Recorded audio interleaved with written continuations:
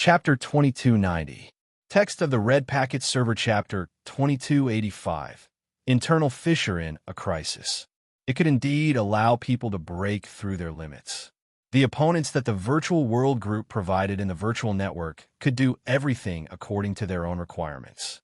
However, the virtual network was still the virtual network. Even if they died in the hands of their opponents, they would still be a threat to their lives. Yizichin had tried a few times before, but he felt that he lacked the experience of life and death, so he didn't continue. That being said, Su Ian wanted to enter the arena himself, but the risk was too high. He didn't want to see the people around him leave him. I suggest that you reconsider. Yizichin let out a deep sigh. If you enter the arena yourself, and you're slightly careless, how am I supposed to explain it to Su Yen? Don't worry. Su Iyun smiled in response to Yizichin's words of comfort. I won't be reckless. I won't leave the arena before I'm certain. Also, even if I do leave the arena, I won't start a death match. The money you gave me is enough for me to stay in the arena for a long time. What's more, we can't always stand behind you, right? Yizi, don't give yourself too much of a burden. Whether it's me, the great sage, Yang Jian, or the others, we're all chasing after you. All right. Yizichin couldn't continue to comfort Su Iyun. He could only let out a long sigh and support Su Iyun's decision. He also believed that Su Iyun wouldn't act recklessly. Oh yeah. Suddenly, Su Iyun looked towards Yizichin. What's the second world that Bard keeps mentioning about? You're interested as well? I want to know more about it. Big bro, I found it. A man played with a dagger as he sat on a leather sofa in a high-class hotel on Blue River Planet and watched the bald man in front of him report the situation. Speak, the man said indifferently.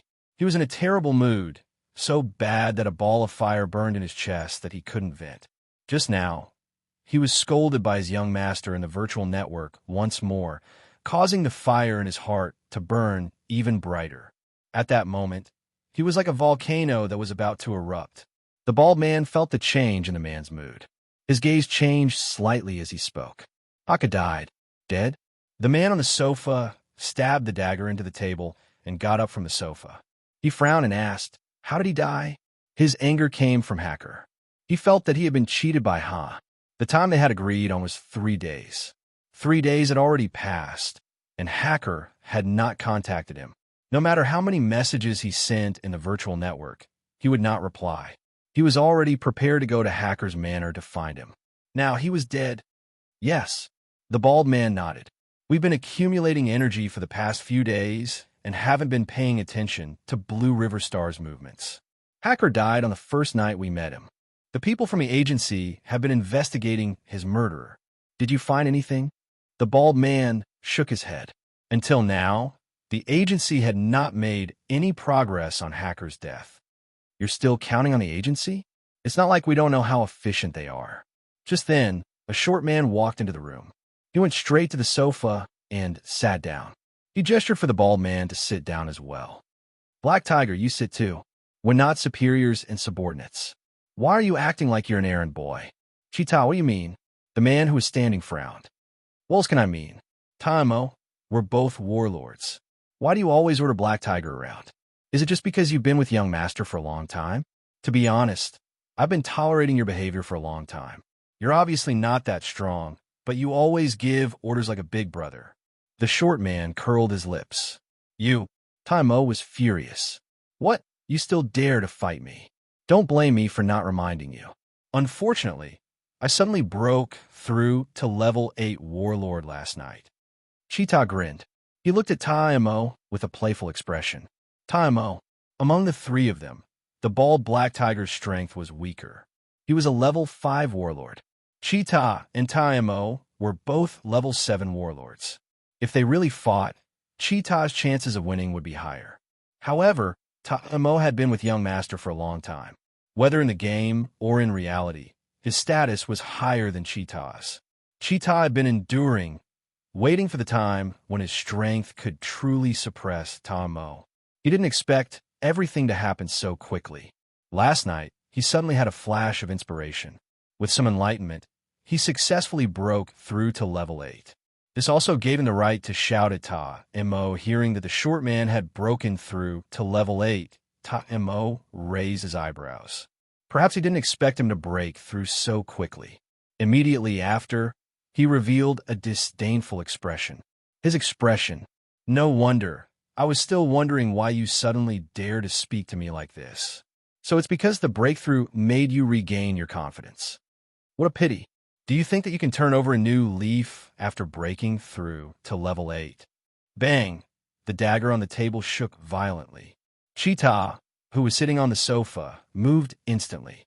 His weapon was a broadsword. When he waved it, it made a loud sound.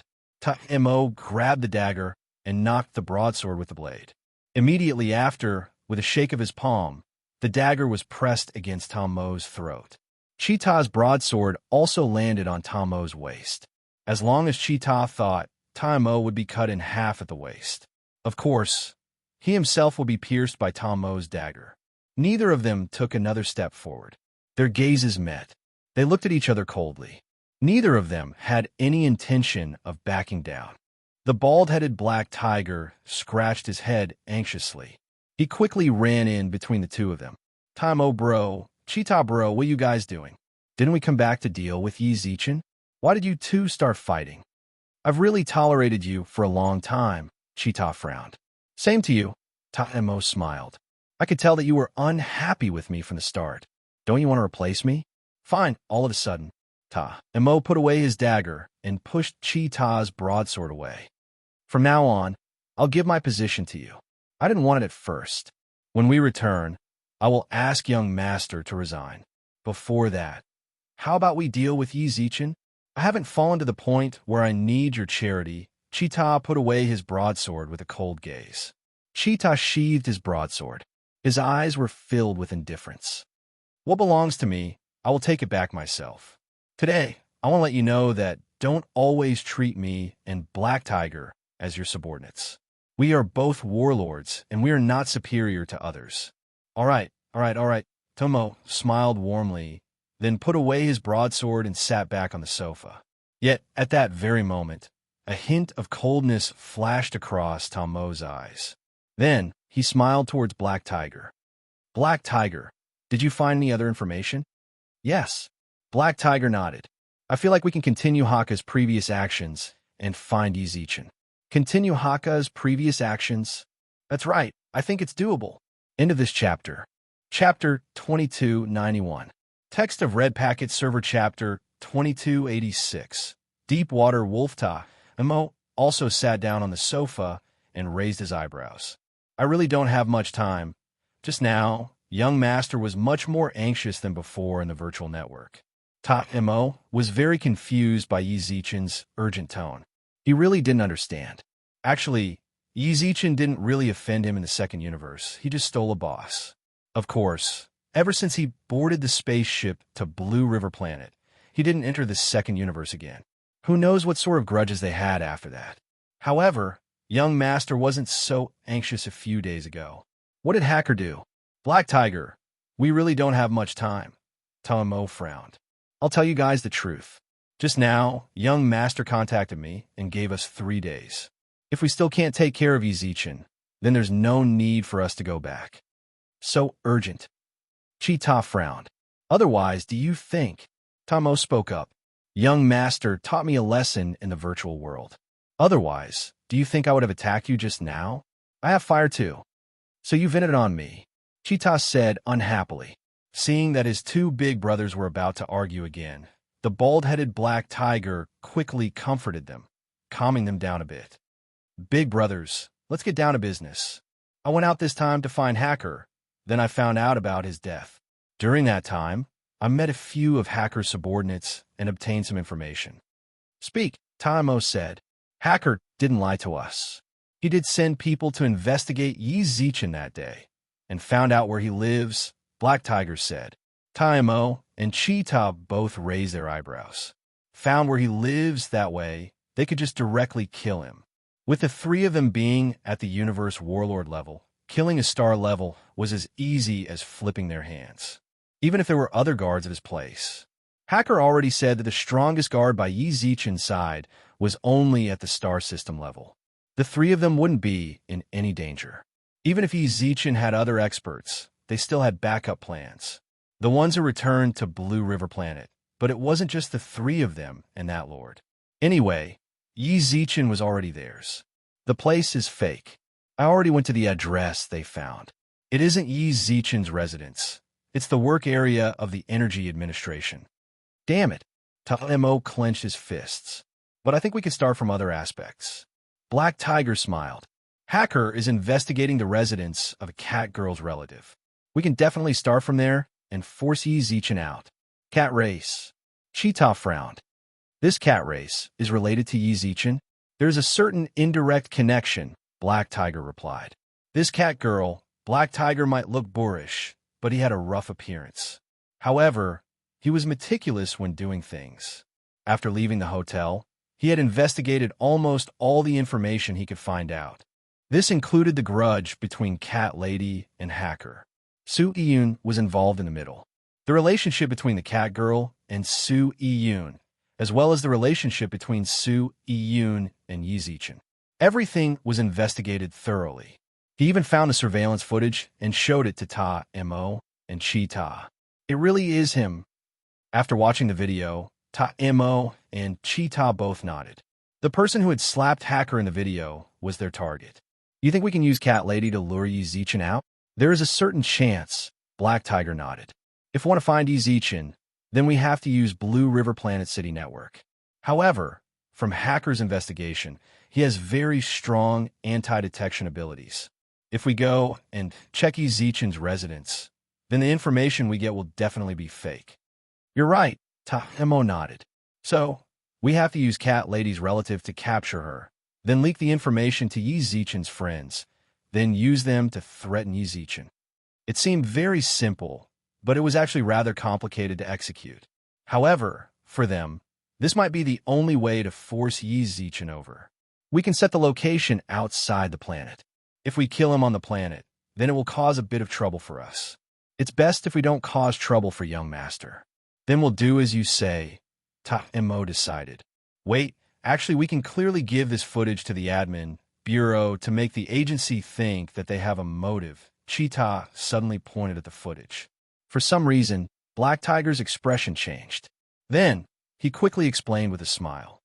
Brother it's impossible for the agency to not have this footage. The reason why they didn't arrest Yizichin is because they don't have enough evidence. The laws of the universe are very protective of citizens. What's more, if the agency really does arrest him, how are we supposed to do anything? We don't have much time left anyway. Hearing that, Cheetah frowned. He looked towards Mo. Actually, the reason he said that was because he didn't want to agree with Mo's decision. However, from the looks of the current situation, he could only agree. All right, let's do as you say. Cheetah let out a deep sigh. Does Hacker have any information on Cat Lady's relative? Yes. Black Tiger nodded. I already have the information. I will leave Blue River Planet to set it up later. Older brothers continue to accumulate energy. When you see Yizichin, give him a fatal blow. You're going by yourself? Cheetah frowned. Yeah, Black Tiger shrugged. Brother don't worry about me too much. I'm the weakest, so these things should be done by me. Older brothers, just wait patiently. When I'm done, I'll inform you too. Thank you, Black Tiger, Mo said. Not at all. This is what I should do. Black Tiger left the hotel with a smile. Who smiled and left the hotel. Mo and Cheetah looked at his back as he left. Black Tiger is an honest person, Mo said. I'd rather Black Tiger be the boss. Cheetah snorted, then left the living room without looking back. Mo squinted his eyes at Cheetah and clenched his fist. Little did they know, Black Tiger, who just left the hotel, let out a long sigh. Those two were so interesting. They're still so enthusiastic even though they're dogs. How scary. I didn't expect Cheetah to have such a shrewd side. If he really convinced me just now, then the plan might have gone down the drain. Black Tiger squinted his eyes with a smile, then walked into the alleyway. After making sure that the area was not under surveillance, he took out an anonymous helmet, entered the virtual network, and sent a message to his only good friend. Sire, it's a success. Request for the next step of the mission. End of this chapter. Chapter 2292. Text of the Red Packet Server Chapter 2287. The reunion after several months. Dear Mr. Yi, as your optical computer, I have to remind you, you need to pay a bank overdraft. Yi Zichen blanked out on the sofa in the castle's living room. At that moment, he was the only one in the entire castle. Bart invited Bei Yin to go shopping. Bei Yin actually agreed, and perhaps because she was moved by Bart's persistence, she left the castle after asking for leave from Yi Zichen. Bei went to school to study. A few days ago, Su Yiyun asked Yi Zichen about the second universe. After Yi Zichen explained it, Su Yiyun felt like that place wasn't suitable for him. He felt like the arena was more suitable for him, so he spent most of the past 2 days in the arena. Yi Zichen was extremely bored. Yet Bailey suddenly popped up and told him the most troublesome thing, even without Bailey telling him. Actually, Yi Zichen understood. These few days, the Universe Union Bank has been sending him emails regarding his repayment. Understood. Yi Zichen let out a deep breath, then entered the virtual network. No matter what, I still have to go to that terrible world. I wonder how the Virtual World Corporation dealt with Overlord Might. I've already reported Overlord Might's evil deeds to Shea multiple times. Meng Luo, Flame Rat, and Tianhai also seem to have reported him. Yi Zichen clicked on the Milky Way chat group. The group was very quiet. Ever since the purge, no one logged into the game, so no one spoke in a group. Future. Everyone future. Does anyone know what happened to Overlord Might? Did he get caught or not? Flame Rat. Great God. Flame Rat. Great God, I miss you so much. Meng Luo. Cute baby Meng Luo appeared. Great God, hello. Wow. I didn't even dare to speak in a group before. Tianhai. Divine Domain, long time no see. Jingling, Ling Corporation talk. Tianhai, Divine Domain Honey, Steel Family hello great God. Steel Family F *CK what's going on? Tianhai G, you succeeded? Tianhai, Divine Domain what do you think? Jingling, Ling Corporation die. Tianhai, Divine Domain My wife is so cute even when she's angry. I'm in love. What the hell was going on? In just a few months, he felt that the relationships between the people here were a little messy. How did Tianhai get involved with Jingling? From the looks of it, was he pursuing her? White. Future, thank you. Hua Jianro. Ayaya. Isn't this my benefactor, Future God? Future God, thank you for saving my life. Well, can you come to my place and let me repay your kindness? Had Bai Sei and Hua Jianro awakened? Just as Yi Zichen felt relieved, he saw Hua Jianro's message die. Damn it, what did Hua Jianro want? Why did she want him to go to her place? It was way too obvious. I'm your savior, but you didn't come to me to repay me. Instead, you let your savior travel through the universe to find you? Where's your face? And Tianhai, Jingling, what happened to the two of you? What happened to the two of you while I was recovering? Jingling, ignore him in the future. Tianhai, future brother, Jingling is your sister-in-law now. Stillkirk was speechless. Hua Jianro, why would I look for you? How do you want to repay me? How about this? Come and find me. I'll repay you with my body. Tianhai, spectators. Jingling, the fire of gossip has been ignited. Stillkirk, *CK, what are you guys doing? Are you torturing a single dog? White, enough. Meng Luo, I want to marry a god as well. Flame Rat, so exciting. I'm going to take a screenshot. Future, you're already engaged, so don't try to flirt around. I'm someone with a family. Future, I feel like there are fewer people. Future, Blue Shield family, Gulu, returning Windblade. Why aren't they here? Jingling. And that slut Rouge and face powder isn't here either. Tianhai, that's normal, right? Returning Windblade and the others were all terrified. It would be hard for them to get out of that situation in a short period of time. Hua Jianro, what a pity. Hua Jianro, I was unconscious. I really wanted to experience just how scary it was. Lil Ro, in a distant galaxy with life, Bai Sei, who was sitting in a ward, frowned towards Hua Jianro. How can you tease me like that? Oh, sorry. Hua Jianro also felt like there was something wrong with what she said just now. so she quickly took back the message. Hua Jinro took back a message. Does she really think that no one else can see it? Yi Zichen's expression darkened and couldn't help but slap his head. Future, let's talk about something serious. Is Overlord Might dead or not? Stillkirk, I reported him. Jingling, me too. I don't know the outcome. I'll wait for a reply downstairs. Meng Luo, Meng Luo, cough cough. I also reported him. I don't know the outcome. I'll wait for a reply downstairs. Flame Rat, I'm here to break the formation. Hua Jinro, you're an idiot, right? There was no formation in the first place, right? Bai Sei, Tianhai, Overlord Might has been restricted from leaving the country. The Virtual World Corporation has already started to investigate his family, but his family is rather special, so it will take some time to deal with. Future, you even know this? How did you know? Jingling, he's a sovereign, so of course he knows. What? Tianhai is a sovereign? Yi Zichen looked at the messages in the group in shock.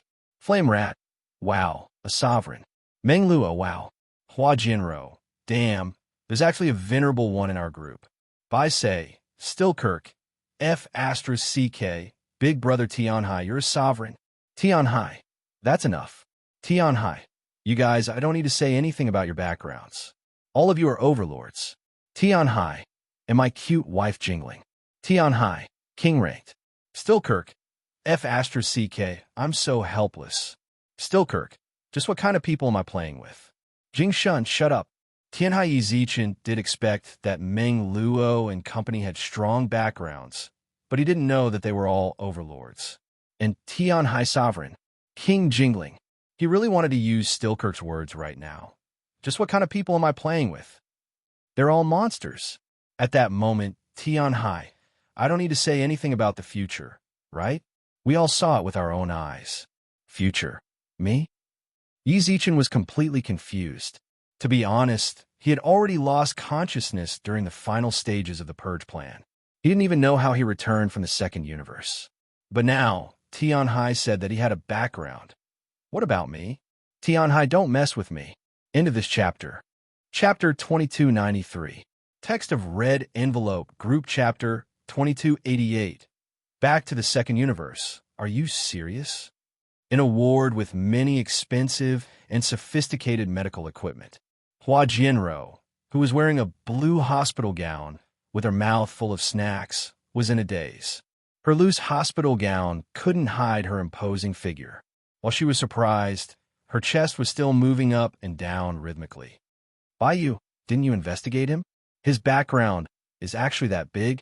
Hua Jinro looked at the breathtakingly beautiful girl beside her. I didn't investigate him. Baiyu frowned in annoyance. She did want to investigate Yi Zichen, but she gave up in the end and went to investigate He Jiminwei, who had a grudge with Yi Zichen in the second universe. Even so, when she learned of Yi Zichen's identity, she couldn't help but be shocked. Why are you guys doing this? Meng Luo, who had her hair combed into cute braids, blinked her bright eyes, filled with curiosity. She is by nature innocent. Under the meticulous care of her family elders, she did not have a particularly intuitive concept of the world, regardless of their status or background, or a beggar with no background. In her eyes, they were all the same. There was no difference. Everyone in the room knew Meng Luo. He didn't feel shocked when he heard this from her mouth. Little mouse, you really aren't exaggerating, right? Hua Jinro, who was sitting on the bed, couldn't help but ask again. No, you didn't see it. If you saw it with your own eyes, it would definitely be more shocking than what I've described. The Flame Rat nodded seriously. The Virtual World Corporation and the Universe Union Bank have personally dispatched tens of millions of people to help. Back then, the titled Battle Pet Warrior of the Valley of Peaks said that we have to make sure the future god is safe. You can ask Meng Luo if you don't believe me. Yes, Meng Luo's expression did not change at all. Silence. Not mentioning anything else, just the Virtual World Company and the Universe Union Bank. These two powers were enough to make it hard for people to breathe. Not to mention that they had mobilized tens of millions of people to rescue them. Oh, right. That titled senior also said that if the future god wasn't here, we would have killed him. They'll continue to enter the village to search. If they can't find it, we'll kill everyone in the village, the flame rat said. Too domineering. Hua Jinro couldn't help but put her hands together and intertwine her fingers. No need. I think this is definitely what the Fox Empress said. She's really an idol. Hey, don't act up. Baiyu frowned. What? Can't I worship Lord Fox Emperor? Hua Jinro pursed her lips. From the first time she saw Wen Li's interview, she was deeply infatuated with this empress. Domineering. No matter what he did, no matter what he said, it was always so domineering that it made people's hearts beat faster. Baiyu couldn't help but shrug. This was how Hua Jinro would react when Lord Wen Li was mentioned. She had grown up with Wen Mian, so she was used to it, right, Baiyu? The love-struck Hua Jinro suddenly came back to her senses and tilted her head to look at Baiyu. It seems like Yi Zichen's position is actually very high. Since the two giants have personally sent people to rescue them, it's very likely that there's a supreme being standing behind them. If the two of you get together, you'll be a good match. Die. Baiyu frowned. I'm speaking the truth, Hua Jinro shrugged.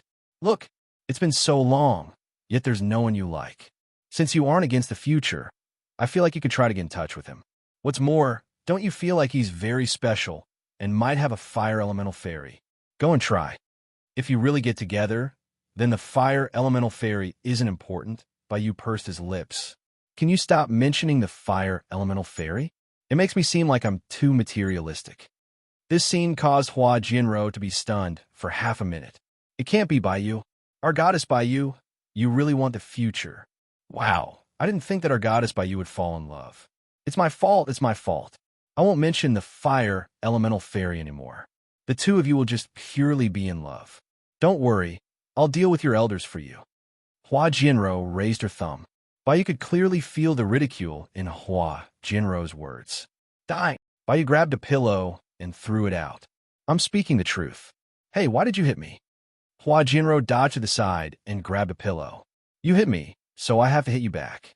In the Milky Way chat group, the few people who were still reading the messages in the group had all seen the scene with their own eyes, so they naturally didn't need anyone else to explain. Yi Zichen didn't know. He thought, ask, stop pretending we all saw it with our own eyes. What's the point of hiding it? Tianhai left behind these baffling words.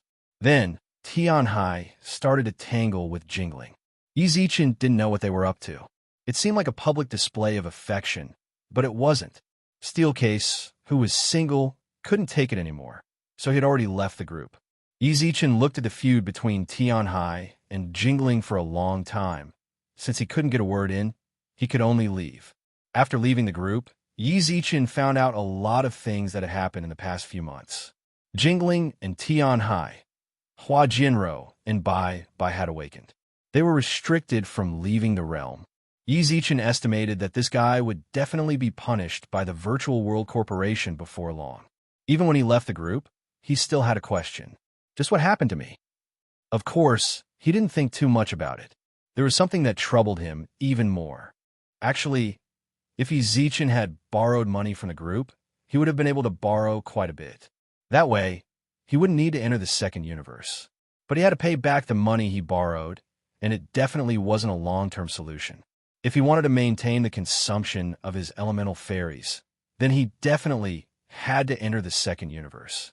What's more, there was a little phoenix waiting for him there. I wonder how the little phoenix is doing after not going there for several months. I have to face it eventually. Yi Zichen clenched his fist in the virtual network, then let out a deep sigh to encourage himself. For some reason, Yi Zichen couldn't help but smile wryly. When did I become so weak? Didn't I just nearly die in the second universe? How many times have I nearly died since I was a normal person on Earth?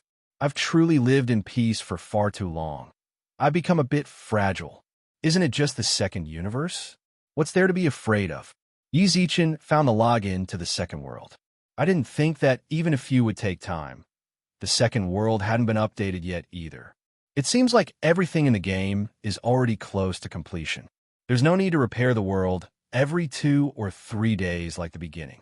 He let out a deep breath. Yi Zichen stared at the icon in front of him. Confirm. Enter. End of this chapter. Chapter 2294. Text of red envelope. Group chapter 2289. Special or hollow mine, it was magnificent. Yi Zichen's consciousness entered the second universe. The moment he saw the scene in front of him, he froze. The place where he appeared was a bedroom. The room was decorated very extravagantly. From the tea table to the chairs, Yi Zichen could feel the rich aura from the floor. The teacups on the tea table, crystal material, crystal clear. The table was also made of solid redwood. The craftsmanship was excellent, and there were no flaws to be found. F***, F***, F***.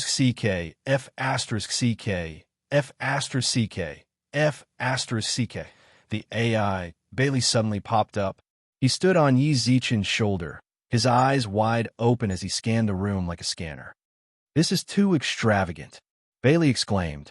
"What happened?" Actually, Yi Zichen could feel the splendor of the place as well. He was starting to wonder if something went wrong when he entered the game. He didn't return to the place where he logged off from, and instead went to the home of some rich and powerful official. After hearing Bei Li's exclamation, he also wanted to ask, what was so special about this room? "Take me to the wall." Hearing that, Yi Zichen walked towards the wall and even reached out to touch it. It didn't have the hardness of a stone. It was a little cold at first, but it soon felt warm again. It was as if the wall could adapt to the temperature and change its temperature according to the temperature it touched. Holy shit, it's actually a special, or what a reckless waste of God's gifts. This is a reckless waste of God's gifts. It can't be. Could it be that the entire room is made of this? Or, holy shit, I'm going crazy. Touch the ground. Yi Zichen squatted down and touched the ground. When he touched the ground, it didn't feel much different from a wall. Actually, he could feel it even without using his hands. When he walked, he didn't feel that hard feeling. It was as if he was walking on a foam with a certain degree of contraction, and it was very comfortable. It's true. Oh my God. Is there something wrong with this person's brain? Using this kind of, or to build a house? Bailey was startled for a moment before he quickly noticed the table in the room. This table, could it be the Thunderbolt pear tree? It's at least 100,000 years old. Wait a moment, and this crystal cup, it's for a crystal cup made of ice crystals? It actually removed the cold energy of the ice crystal, leaving behind its pure essence. Later, this door will also be made of thunderstruck pear blossom wood. Damn, this is a D-grade metal. Holy shit, my God. The whole room was filled with Bei Li's exclamation, and it didn't stop for more than 10 minutes. After a long time, Yi Zichen felt like calluses had formed on his ears. "We're rich." Bei Li's eyes shone with a dazzling light as he looked at the decorations in the room. Huh? Yi Zichen didn't understand. "Hurry up and fill the room with whatever you can. It would be best if you can dig out the ores on the floor and walls of the room." Bei Li's bright eyes were filled with fanaticism as he looked at the entire room. What the hell? They're going to dig the ground? Yi Zichen was shocked. What was he trying to do? Bandits entering the city. Although Yi Zichen also felt that the room was very luxurious, he was someone who owned an equipment store, so he earned a lot of money every day. There might have been some chaos when he went online this time. He was prepared to log off and log back in. When the time came, he would go to the equipment shop to get his money back and clear the Universe United Bank's overdraft. As for these, he couldn't just take things that didn't belong to him. What made him even more speechless was that Bailey actually told him to dig out the walls and the floor. The tea table and cups were easy to take. How was he supposed to dig the floor? F***. Were you pretending to be serious for? Bailey rolled his eyes. Do you know what these are? So what if I know or not? Yi Zichen shrugged. If I'm not wrong, this room is completely made out of E-grade special or hollow ores, Bailey said. Do you know how precious hollow ores are? This kind of ore is already extinct in the first universe. There's no more left. Just a palm-sized piece can be sold for several 100,000 universe dollars. Do you know how much hollow ores you took out from this room? Over 100 million. Don't talk about paying it off. You'll still have a lot left. Huh? Yi Zichen was stunned. A palm-sized ore can be sold for several 100,000. This amount can't even reach a kilogram, right? Ores can be sold for so much. You're not scaring me, right? Yi Zichen said. I'm scaring you, Bailey shouted. I'll show you. As he spoke, Bailey found hollow ores on the virtual network. Information about buying hollow ores and hollow ores. This thing is actually sold by the gram. Yizichin clearly saw that the seller of hollow ores was selling it for 3,000 universe dollars per gram. 3 million universe dollars per kilogram. Even among the people who wanted to buy it, the highest price was already 1970 universe dollars. Ores are sold by the gram. Yizichin had never heard of this before. Why is this thing so expensive? Hollow ores are special ores. I won't tell you about its many characteristics one by one. You can find them in the virtual network. Its most important characteristic is, never mind, punch this wall with all your strength, Bailey said. Full force. Yes, don't. Even if I'm in the second universe, I'm only at the level 5 domain. This punch has at least 1,000,000 kilograms of force. Just hit it. Bailey couldn't be bothered to say anymore. Yizichin squinted his eyes with a frown, thinking that Bailey probably wouldn't screw him over. Yizichin punched out. Yizichin's full-force punch actually left a dent of less than 3 centimeters on the wall. Then, not even half a second later, the wall returned to normal. F***CK. See, I'll let you do another experiment. Bailey smiled. Use your weapon to chop upwards. Chop. Actually, Yizichin had already noticed something. This hollow ores gave people a feeling of gummy candy. It was rather tough. If I chop it with a sword. Yizichin guessed that it would break, but when he saw Bailey's confident look, he wanted to see what sort of surprise this or could bring him. Yizichin took out a gold-grade artifact from his backpack. He didn't think about condensing the power of a godhead. The attack of a gold-grade artifact was already strong enough. Yizichin let out a deep breath. Yizichin adjusted himself to his best state. He held the long sword with both hands, gathered his strength to the maximum, and chopped down towards the wall. The sharpness of the sword. Yizichin had thought that it would leave a huge dent, but it only left a shallow mark on the wall. Yizichin had swung his sword with full force just now, but it was only to this extent. Before Yizichin could say anything, what happened next shocked him even more. The mark left by his sword just now. It actually healed. End of chapter. Chapter 2295. Text of red envelope group chapter 2290. Sir, what are you doing? Heal. The ores could automatically recover. When he saw this, Yizichin could no longer maintain his composure. A full-powered punch only left a small dent. A single strike left a shallow mark. After that, recover. See? Bailey sat on Yizichin's shoulder with his arms crossed, while his eyes were filled with pride. This is the characteristic of hollow ores. It has a remodeling memory function and a special self-recovery function.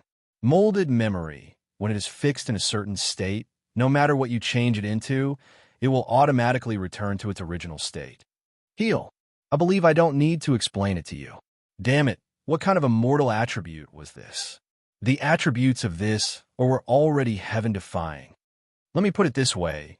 Don't even mention that you're only a domain level. Even if a universe level came against this wall, he wouldn't be able to break it. Bailey threw another heavy bomb. F***CK. This time, Yizichin couldn't help but exclaim. Universe level, he couldn't blast open a wall like this. Wait, I suddenly thought of something. Yizichin suddenly spoke up. If it's like what you said, and the hollow ores have molded memories, then doesn't that mean it can actually be forged into armor? That's right. Bailey nodded. Although hollow ores are ores, their special properties make them excellent forging materials. It really works. Yizichin's eyes brightened. During this period of time, Bailey acted like a little teacher as he explained the uniqueness of the hollow ores to Yizichin. The hollow ores also have a very good dispersal effect. In the middle phase of the first universe, hollow ores were one of the core materials for many defensive equipment. When forging equipment, some hollow ores could be added, allowing it to have a certain degree of force reduction and healing properties. Add some. Yizichin tilted his head. Isn't it purely using hollow ores to forge equipment? You really dare to dream. Bailey's face darkened when he heard that. Do you know how expensive hollow ores are? Didn't you see it for yourself just now? Do you know how much a full body armor made of hollow ore costs? Also, Although the hollow ore's ability to divert power and recover is very good, when facing experts above the rank of general, the effect is much weaker. Using the money to forge hollow or armor, they actually had many better choices. If it was all made out of hollow, or it would only be useful against people under the universe level. However, do you think how many under the universe level can take out a few 100 million? Do these things? Ezekiel nodded. This was the limitation of the hollow, or so it could only be used as a core material and not as a main material. Even so, hollow ores are still very popular as auxiliary core materials, so much so that it is almost impossible to see hollow ores in the first universe. The ones that are still in circulation are all extracted from former equipment. Bailey explained carefully. I see. Ezekiel's gaze towards the hollow ores changed after knowing how precious they were, and his opinion toward the owner of the room also changed. What a nouveau riche. That's right. That's why I said that the person who built this house is simply wasting God's gift. Using a perfectly good hollow mine to build a house. Either he's really rich or he's really brainless. Bailey also nodded in agreement. In the entire universe, the universe where humans lived was the most resource-rich. In the machinery race's innerverse star system, there had never been the birth of a hollow mine. Of course, on the surface, the machinery race had never envied the human race. Even without the hollow mines, they could still create very good machinery and combat equipment. Unbeknownst to them, in secret, they were so envious that they cried. By fusing a palm-sized hollow ore into it, the entire equipment would have the ability to recover. The machine race really envied the human race. Halfway through the battle, the equipment could even heal itself. The machinery race did not have any, but here, Bailey saw an entire house made of hollow ore. He was going to die of jealousy. Also, this is just a hollow mine.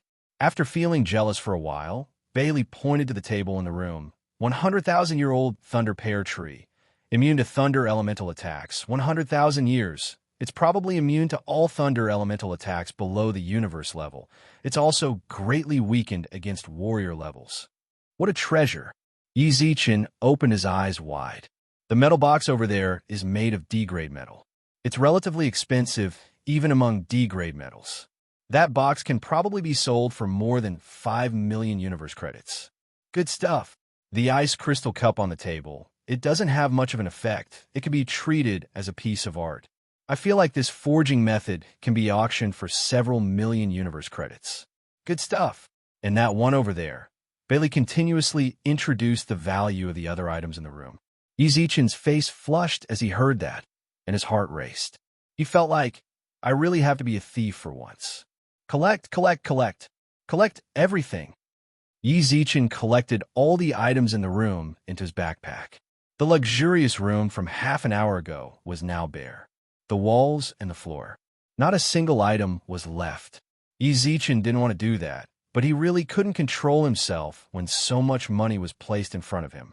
What's more, he didn't feel any guilt since all of this came from the second universe. However, he was currently facing a problem. How do I dig? Ezekiel tilted his head and looked at Bailey. If I used a sword to dig, it would recover in less than a second. How am I supposed to dig it out? Bailey thought for a moment.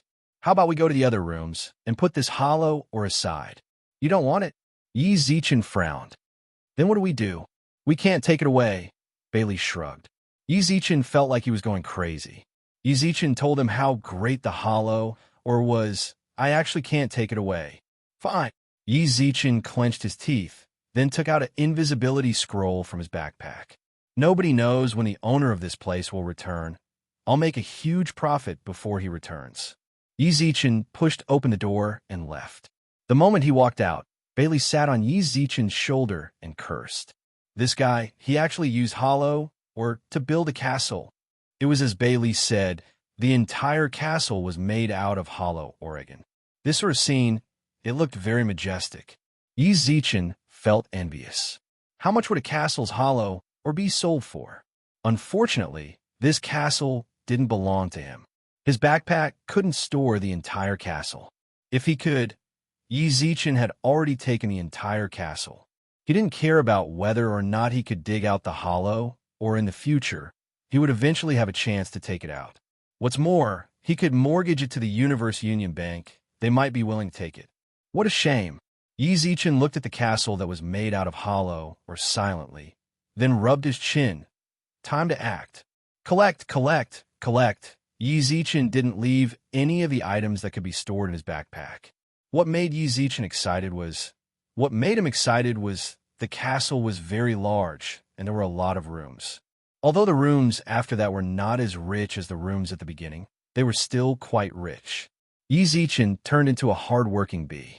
He put the items into his backpack one after another. So until the door to the room was suddenly pushed open. Yi Zichen was still working hard on putting his backpack and didn't even notice that the invisibility scroll's duration was up. The person at the door silently watched him put the items with his back facing the door. Sire, what are you doing? End of this chapter. Chapter 2296. Text of Red Envelope Group Chapter 2291. Escape from danger? No, I can't pretend anymore. We don't have enough packaging left. Bailey, show me what's cheap. Let's throw some out.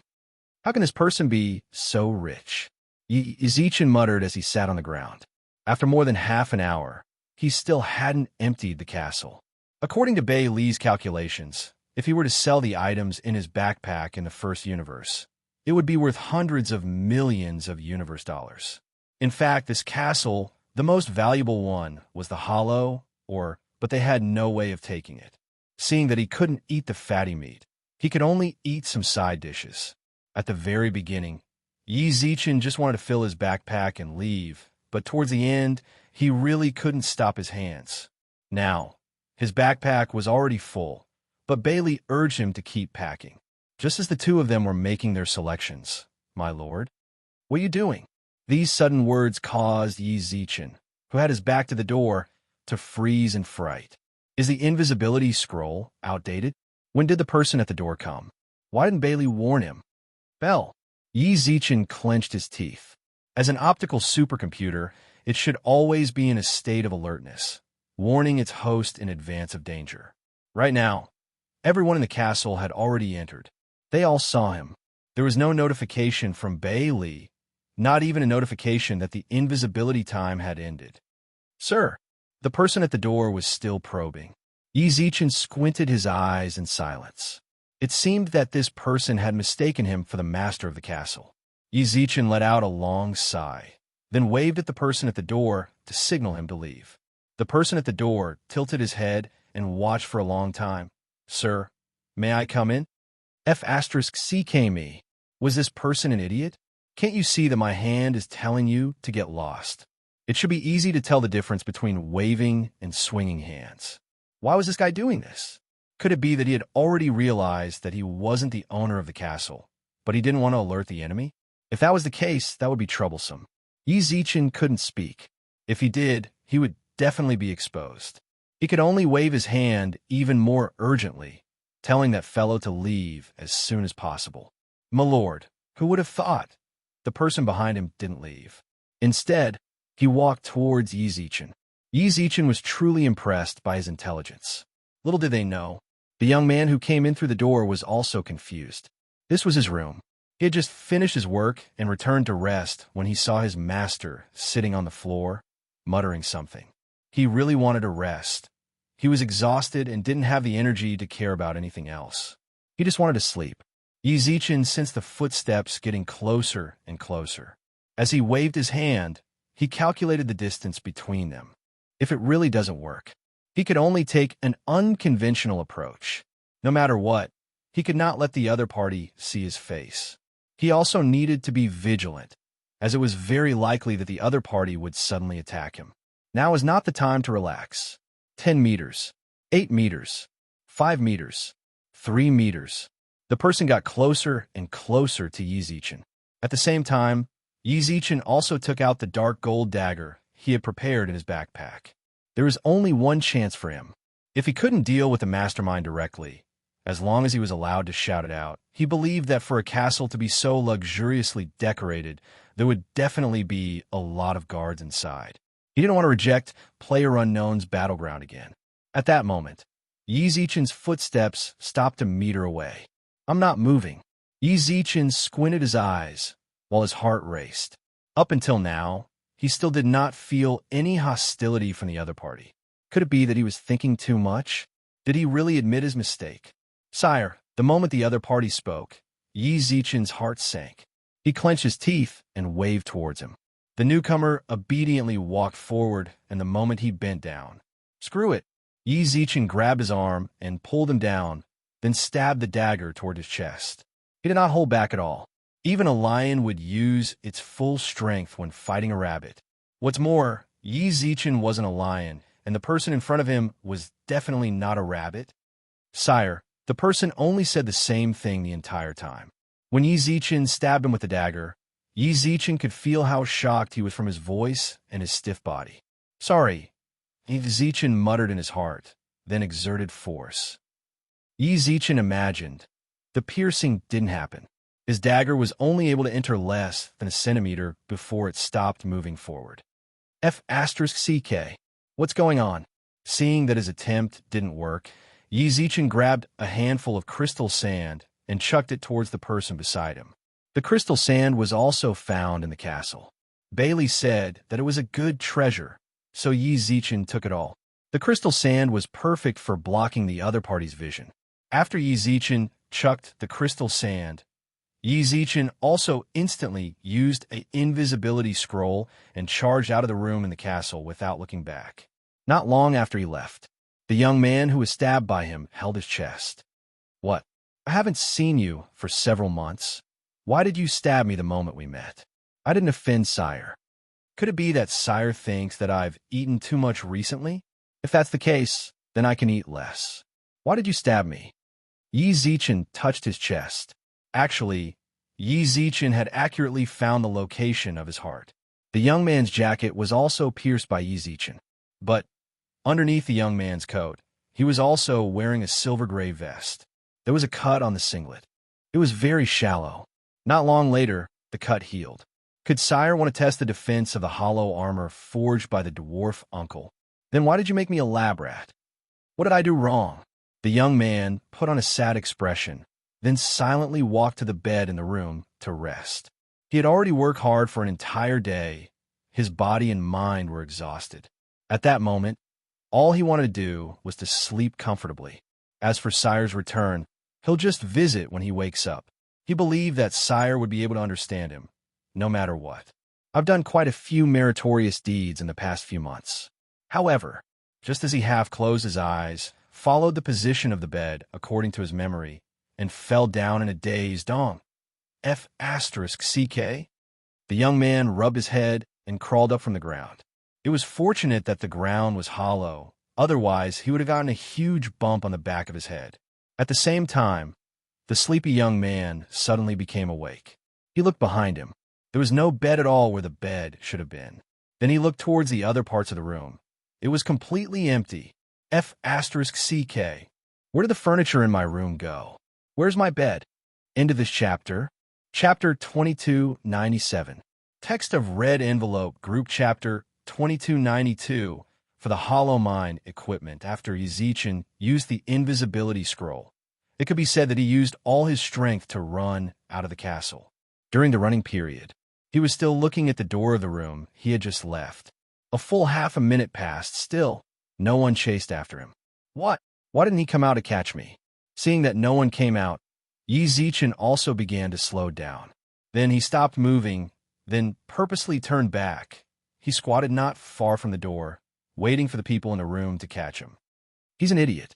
Counting the time, it had been almost 5 minutes. Yi Zichen muttered to himself. This kind of thing would only be interesting if one person caught the other and ran away. No one came to capture him. It was very boring. Of course, peace was the result Yi Zichen hoped for, but he'd come to steal. Ahem, take something, but wasn't there anyone to stop him? Wow, I'm really impressed. It had been almost 10 minutes, and the people in the room hadn't come out yet. There was no one in the castle to deal with this matter. I feel insulted. Yi Zichen tilted his head and looked at Bailey. However, he noticed that Bailey was thinking about something absent-mindedly. She raised her hand and patted his little head. How dare you? How dare you slap this prince's head? Bailey was like an irritated hedgehog, glaring angrily. You have the nerve to talk about me? Ezechin squinted his eyes. What were you doing just now? Why didn't you tell me that someone was coming? As the AI, you should be responsible for this, right? This time, we were lucky to be able to escape. If we were unlucky, would we have died there? I don't explain. Ezechin raised his hand. We both made mistakes this time. I admit that I wasn't completely vigilant. Let's all learn from this. Bailey nodded blankly. He didn't know if Bailey would really listen to him. Although Ezechin made it sound easy, it was actually a very serious and deadly problem. At times, Bailey was very reliable, but sometimes he was really unreliable. It seems that when I face this kind of problem in the future, I have to always be vigilant. I can't let this kind of thing happen again. Hey, what are you thinking about? Should we retreat or continue?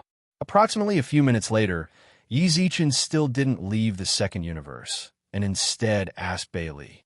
Not a family, never enter a house. Having just escaped death, Ezechin started thinking about the other rooms in the castle. Hey, Prince Bell. Bailey came back to his senses. I say, what are you doing? Ezechin frowned. You're making me nervous when you're so absent-minded. I feel like I need to buy an optical computer when I get back. Stop right there. Bailey reached out his hand righteously and killed Ezechin's evil thought in its bud. Can the optical supercomputer you bought compare to mine? It might not be capable, but it's obedient and cautious. Let's put it this way. If it was a normal photon computer, then the situation just now definitely would not have happened, Ezechin replied. All right, I know I was wrong. Bailey admitted his mistake. But you can't say that. I'm just an optical computer, not a surveillance device. My surveillance range and functions are increased based on your abilities. If you aren't strong enough, then my surveillance abilities and range won't be able to either. It's really not that I'm trying to push the blame away. The person who came just now was stronger than you, so I couldn't find anything. Ezechin frowned. I suggest you buy a surveillance device for me when you get back. That way, I can remind you in real time, Bailey said. Are you for real? From Bailey's reaction, Ezechin really did believe him a bit. Of course, Bailey nodded. It's fortunate that it was me. If it was any other photon computers, they wouldn't have been able to find anything just now. Even if they were on guard for you, they wouldn't have been able to find anything. What's more, don't think of photon computers as omnipotent. We're just supporting equipment. We're here to help you. You guys should be on guard for this or danger awareness. Why are you blaming me? Isn't it because you were too proud just now? So much so that I nearly ended up in jail. You're amazing. So sorry, Ezechin asked. When he said this, he himself was a little confused. What did I do wrong? Why am I the one apologizing? I forgive you. This Bailey actually seriously forgave him? Wow. He acted as if Ezechin had really done something wrong. F***ck me. Ezechin let out a deep sigh and did not continue to argue with Bailey. He felt that, if he continued to fight, he might not be a match for him. His mouth was full of nonsense. He even spoke righteously. Let's not talk about that. What were you doing just now? I called you for so long, but you didn't even reply, said Ezechin. I'm thinking about something very important. Bailey frowned, then looked at the dagger in Ezechin's hand. You stabbed him with a dagger, didn't you? Yeah, that's what I was thinking. Bailey said, the level of your dagger is not low, and your strength is not bad either. That person's cultivation realm might be slightly higher than yours, but not by much. So, why was he unharmed when you attacked him with your full strength? I also wanted to talk to you about this. The moment Bailey finished, Ezechin's eyes lit up. I was thinking, do you think that person is wearing armor forged from hollow ores? Just now, when the dagger stabbed in, that feeling was very fragrant. It was the feeling of hollow ores. It's very possible. Bailey nodded seriously. That's what I was thinking. I feel like it's very possible that that person is wearing armor forged from hollow ores. That's why you didn't succeed.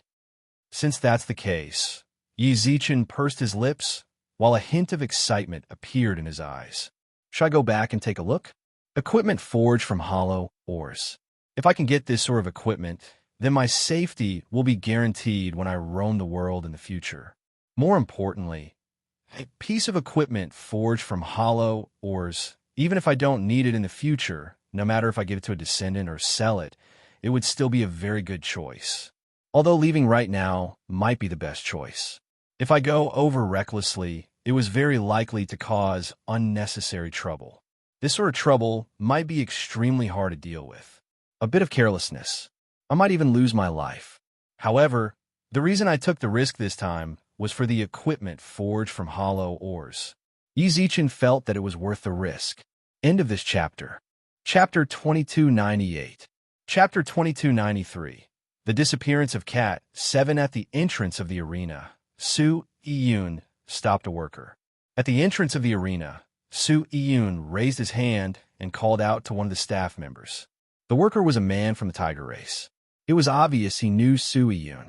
He even smiled when he saw Su Iyun. "Mr. Su, what's wrong? You didn't get a ticket for any of the matches. I can arrange it for you." Su Iyun was only a domain state. His wealth left a deep impression on the staff of the dueling arena. More importantly, there were 2 cosmic system states with him. Everyone thought he was a young master with a strong background. "Did Cat 7 come here recently?" Su Iyun asked. "Cat 7?" The man hesitated for a moment. "Didn't she leave with you?" "Ever since that day, she hasn't come here to work." "I see." Su Iyun nodded. "If you have news of her, please contact me at any time, okay? Cat 7 isn't with you." The man frowned. The cat race and tiger race had always been close in the universe. Due to the relationship between the 2 races, this man had always taken care of Cat 7 at the arena. If it wasn't for the fact that the man from the Sky Tiger race wasn't at the arena, Haka wouldn't dare to attack Cat 7. But a few days ago, she suddenly said she had to leave. It's been 2 days. I sent her messages on the virtual network, but she hasn't replied. I'm a bit concerned. It's only been 2 days. The man's expression eased up. People in the universe had a very different definition of time compared to people on Earth. In their eyes, 2 days might be 2 hours on Earth. "Mr. Su, you really care about little 7. It seems she found a master worthy of following." The man smiled. "Mr. Su, don't be too anxious. Wait a few more days. Maybe little 7 went home to visit her family. She'll be back soon." "Visit her family?" Su Iyun frowned. "Yes, little 7 has a mother and sister who live on Azure River Planet, which is next to our Blue River Planet. She goes back there almost every 6 months and stays there for about 3 to 5 days." The Tiger Tribe man was very familiar with Cat 7's schedule and explained. "Azure River Star, how long does it take to go there and back?" "It shouldn't be too long. Take our Blue River Star's interstellar flight, and you'll be there in 2 days." "All right, I understand. Thank you for your hard work." He took out $100 universe dollars from his bosom and placed it in the Tiger Clan expert's hand. The Tiger Clan expert was startled for a moment when he saw it. He then smiled and shook his head, not taking the money. To him, 100 universe credits was not a small sum. "Mr. Su, forget about it. I've always seen Xiao Qi as a girl. Last time, when Hacker came to cause trouble for Xiao Qi, I wasn't there. When I came back, he was already dead. At that time, thanks to you and your friend, little 7 was spared. It's already my fault for not thanking you. How can I accept your money?" The tiger laughed, then pushed Su Iyun's hand away. "Mr. Su, please visit our duel arena more often. It would be great if you could bring little 7 back to see it occasionally." "All right, see you later." "Wait." Su Iyun stopped the Tiger Clan experts. "Do you know where Cat 7's home is?"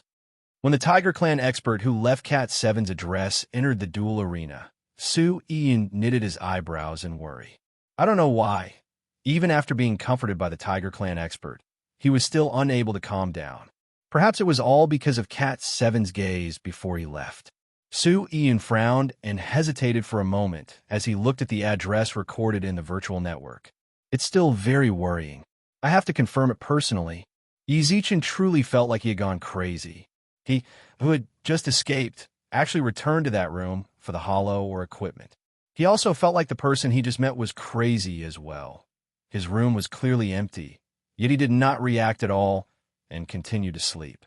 From very far away, Yizichin could even hear his snoring. It was very stuffy. It was as if he was covered with a lid. Yizichin, who used the invisibility scroll, moved around the room carefully like a thief. He walked in front of the young man like a cat. No wonder his snoring was so stuffy. He was sleeping in a completely prone state. I can't believe he can snore. Yi Zichen couldn't help but mutter. As he listened to the young man snoring, the nervousness in his heart also lessened a bit. Yi Zichen examined the young man a few times. Yi Zichen lifted up the young man's clothes. When he opened his clothes, a small, bitten, wrapped in oiled paper fell out of his pocket. Chicken drumstick. Yi Zichen also saw some oil stains at the corner of his mouth. He took a few bites before going to sleep when he's so tired. For some reason, Yi Zichen suddenly thought of Xian Zhengnan. That guy was also willing to give up his life for food. If the two of them met, they might become good friends. Yi Zichen completely lifted up his clothes, as he expected. The young man was wearing a silver-gray inner armor. Why is the color like this? The color of the inner armor was different from the hollow or in the room. The hollow was a bit white to black. It should have been mixed with other metals, so it wasn't completely forged from hollow Oregon. Even so, the hollow definitely makes up more than 80% of it, Bailey said. F*CK. The inner armor was at least 50 kilograms. According to the price of 3 million per kilogram in the virtual store, that meant that the inner armor was already 100 million? How am I supposed to take it off? Yi Zichen squinted his eyes. 100 million. Just this inner armor was almost equal to the value of his entire backpack. More importantly, this inner armor was a divine artifact. It was an extremely good piece of defensive equipment for the current Yi Zichen. Should I kill him? Yi Zichen frowned. I think it'll be very hard, Bailey said.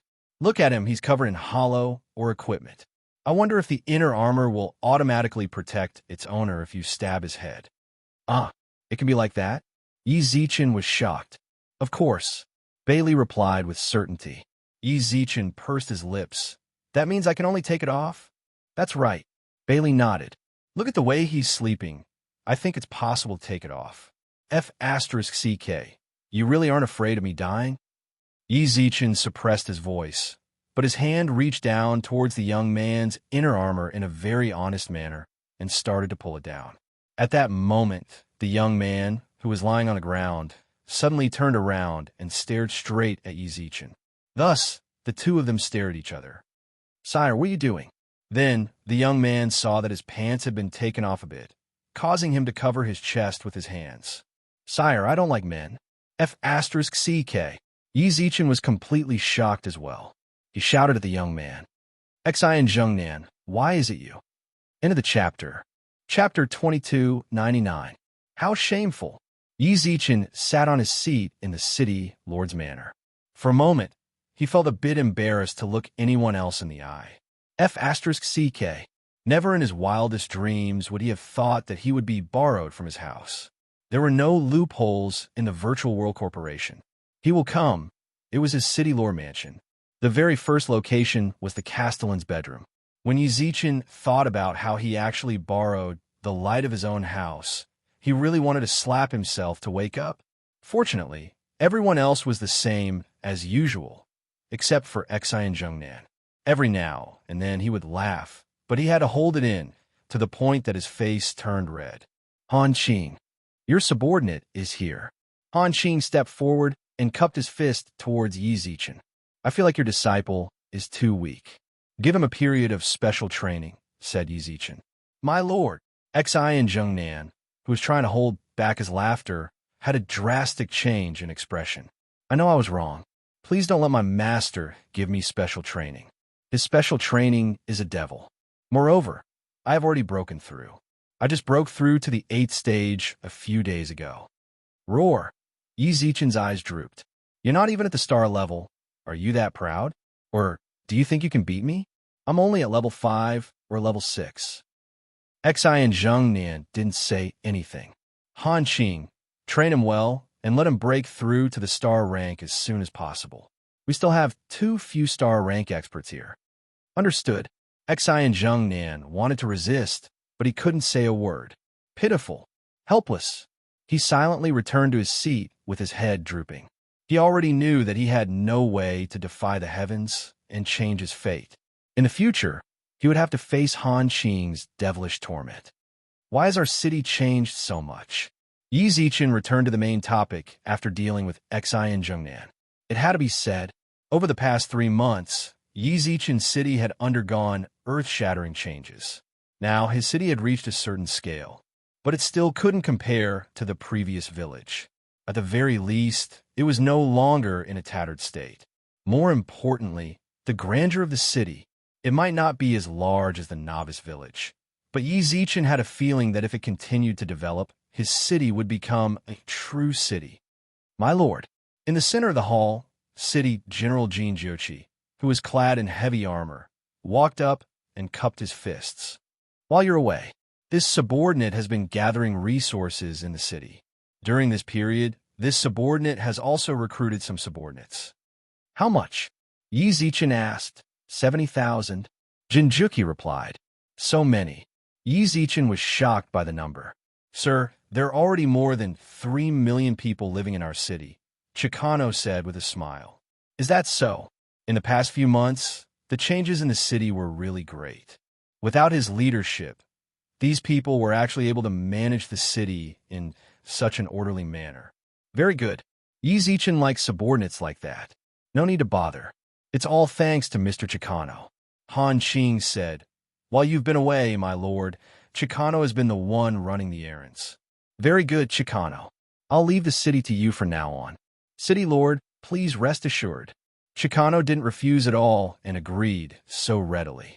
If someone was suspicious, they would definitely suspect that he was plotting something against the city. Yi Zichen wouldn't think about that. It was a simple word. Trust. He trusted everyone here. Since he chose to work with them, he wouldn't suspect them. What's more, Yi Zichen could see their loyalty. Even though this was the second universe, there was still some game data. Chicano, I'll leave the rest to you. Understood. When Chicano heard that, he stepped forward and even took out a notebook from his bosom. My lord, in the past 3 months, Yi Zichen's city developed at an unimaginable speed. During the time he was away, the city was expanded 3 times. The entire city could now accommodate more than 5 million civilians. Chicano's reports. They were all about the development of the city, the arrangement of the city guards, and the identities of the civilians who settled there. To be honest, Yi Zichen actually didn't like dealing with these things.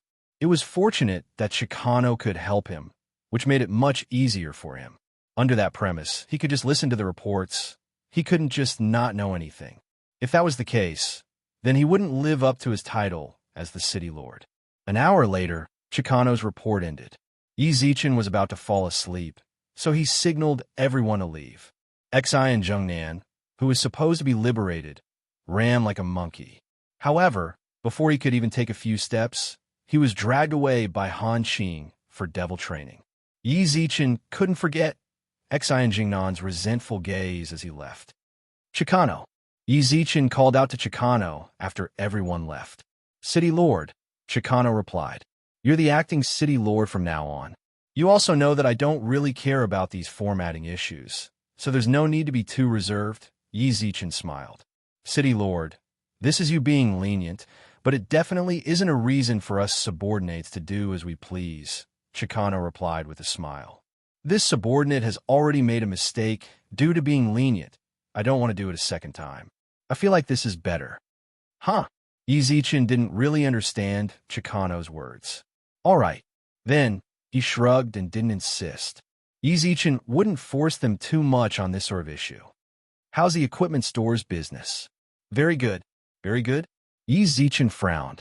The people of their novice village were either dead or offline. So how could it be good? Yes, City Lord, Chicano replied. This subordinate understands your concerns. After that incident, we did lose a lot of business from the deities, but we are still doing business with the villagers. Also, we have already spread the equipment to the other villages, and there are still a lot of deities there. You opened a branch? Yes, Chicano smiled. The smithy from before has also been integrated into our equipment store. Although our store doesn't have the equipment you provide, it can already produce on its own, and the amount is quite impressive. The smithy closed down? Yes. Chicano nodded. The departure of the deities greatly affected the smithy. They sold the shop to us because they had no more business. I also invited them to join us, and they agreed. Good.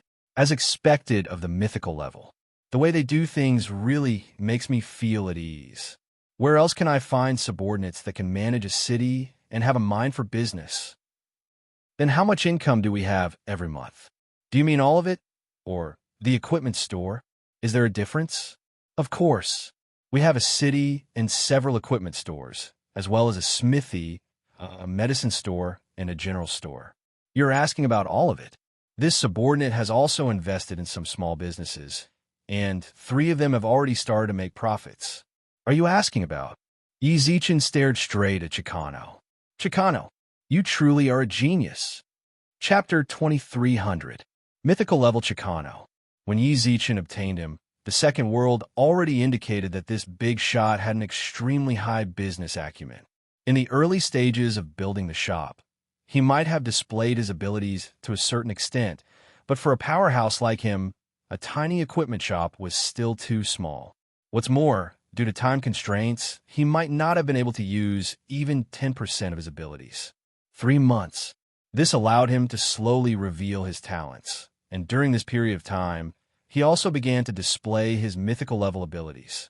Equipment shop, smithy, pharmacy.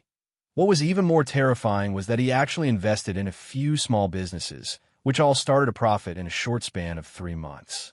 Chicano, you just said that the city is starting to profit as well. After a brief moment of shock, Yizichin thought of the city he mentioned. Yes, city lord. Chicano's words and actions were like that of an elderly gentleman. His every word and action made people feel very comfortable, and they could also feel his humility. Our city has more than 3 million civilians. These civilians pay taxes to us every month. What's more, our city's land is also being sold, and many of the shops also have to pay taxes to us. Taxes. Yizichin really hadn't thought about that. His initial thought of building the city was actually what Xinyuan Xiang had told him. Only by building a city would one have the right to fight for resources. Now that Chicano said that, that was indeed the case. When he lived on Earth, he also had to pay taxes when his income reached a certain amount. How much is the city's income? The city's operations are still in the early stages, so it definitely won't be much. Right now, the city's stable income is around 7 million galactic credits every month. This income comes after deducting the city's normal expenditure, personnel expenses, city maintenance, weapon maintenance, and so on. 7 million galactic credits. It didn't seem like a small amount, but when converted to universe credits, it was actually only 700. It wasn't a lot, but it was still pure income. Chicano also said that the city was still in the early stages of operations. The initial cost of building a city would be huge. It was very likely that the income on the city's books was very high, but unfortunately, the cost of building a city was also very high. If there were any profits in the future, it would probably be thanks to Chicano's help. Under normal circumstances, in the early stages, it wasn't strange for the city to invest money in order to build a city. The current profits of the city were negligible. In the future, the city would continue to expand, and when that time came, there would be even more commoners in the city. With improvements in all aspects, the city's income would be even more impressive, and it would become the majority of the city's overall income. No matter what, this was a city. It would be a joke if he couldn't compare to a few shops in the future. How's the overall profit? Yizichin asked. Overall, the equipment shop is still the one with the highest income. The other shops and a few small businesses don't provide much income. All in all, the monthly income is about 70 million galaxy credits. The equipment shop accounts for 70% of the total income, and the pharmacy accounts for 20%. There's also a part of your special income that I didn't include. As Chicano spoke, Yizichin had already opened the exchange between the second world's currency and the first world's currency. Exchange rate 1. 900 compared to the initial ratio of thousands, the exchange rate had dropped a lot. But even if it was converted according to 900, his monthly income was as much as 3 million universe credits. I can't even imagine it. Right now, Yizichin was just a small business. He owned a few shops and a small city that could accommodate 5 million people. Just how rich were the people who owned a life planet, or multiple life planets, or even a galaxy or a universe? Just the taxes paid by the commoners on the planet. It was an astronomical figure. Yi Zichen clicked on his personal information. At the bottom of the page, there was a personal information page. The page opened. Although Yi Zichen was already mentally prepared, he was still shocked speechless when he saw the content below. A long list. There were at least several tens of items. With the equipment shop at the top, it recorded the number of employees in the shop, their details, as well as the income and expenses of the shop. At the bottom was a compilation of data. Yi Zichen saw that among the employees, the number of employees had increased by a lot, and there were even 2 more excellent-level employees. They should be people recruited by Chicano later on. Yi Zichen didn't pay too much attention to it. He clicked on the shop's funds page and prepared to withdraw the funds from the first universe for the past 3 months. F***CK. Yi Zichen was completely shocked when he saw the numbers. 1, 10, 100,000, 10,000, 100,000, million, 400 million. What's there to be surprised about? Bailey popped up. You still owe the Universe Union Bank 100 million or so. This money of yours is more or less repayment. I can upgrade your elemental fairies with the money you have left. Also, you haven't raised that phoenix recently. Don't forget, that phoenix also needs 1 million something in resources a day. Yi Zichen felt like a bucket of cold water was splashed on him. From what Bailey said, his income was actually just barely enough to support himself. So I can actually earn this much every month. The money he earned before was transferred away by Bailey the moment he got it. So Yi Zichen didn't even feel how much wealth he had. 400 million in 3 months. In other words, he would be able to earn 120 million in a year. Even a warlord-level expert couldn't compare to this kind of money-making ability. There were also other shops that withdrew funds. The income of the shops other than the equipment shop was much lower. Many shops and businesses were still in the red, so they should have just started operating. Chicano didn't specifically mention it to him, which meant that it was still under his control. Among the shops, the one that earned the most was the medicine shop. Medicine was a consumable. Although there were no more life potions in the second universe, there were still healing potions like gold or medicine, as well as some other medicinal pills. In short, they were a large part of the income. Yi Zichen withdrew all of the funds, then immediately paid off the Universe Union Bank's overdraft. 120 million. Yi Zichen didn't even know where the money went. He even paid 5 million in interest when he paid off the overdraft. Not long later, the Union Bank sent a payment notification. Yi Zichen was rather surprised by the payment this time.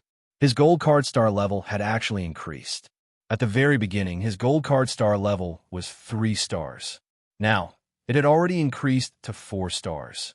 Being debt-free, Yi Zichen couldn't help but let out a long sigh after the Union Bank stopped chasing him, then stretched lazily.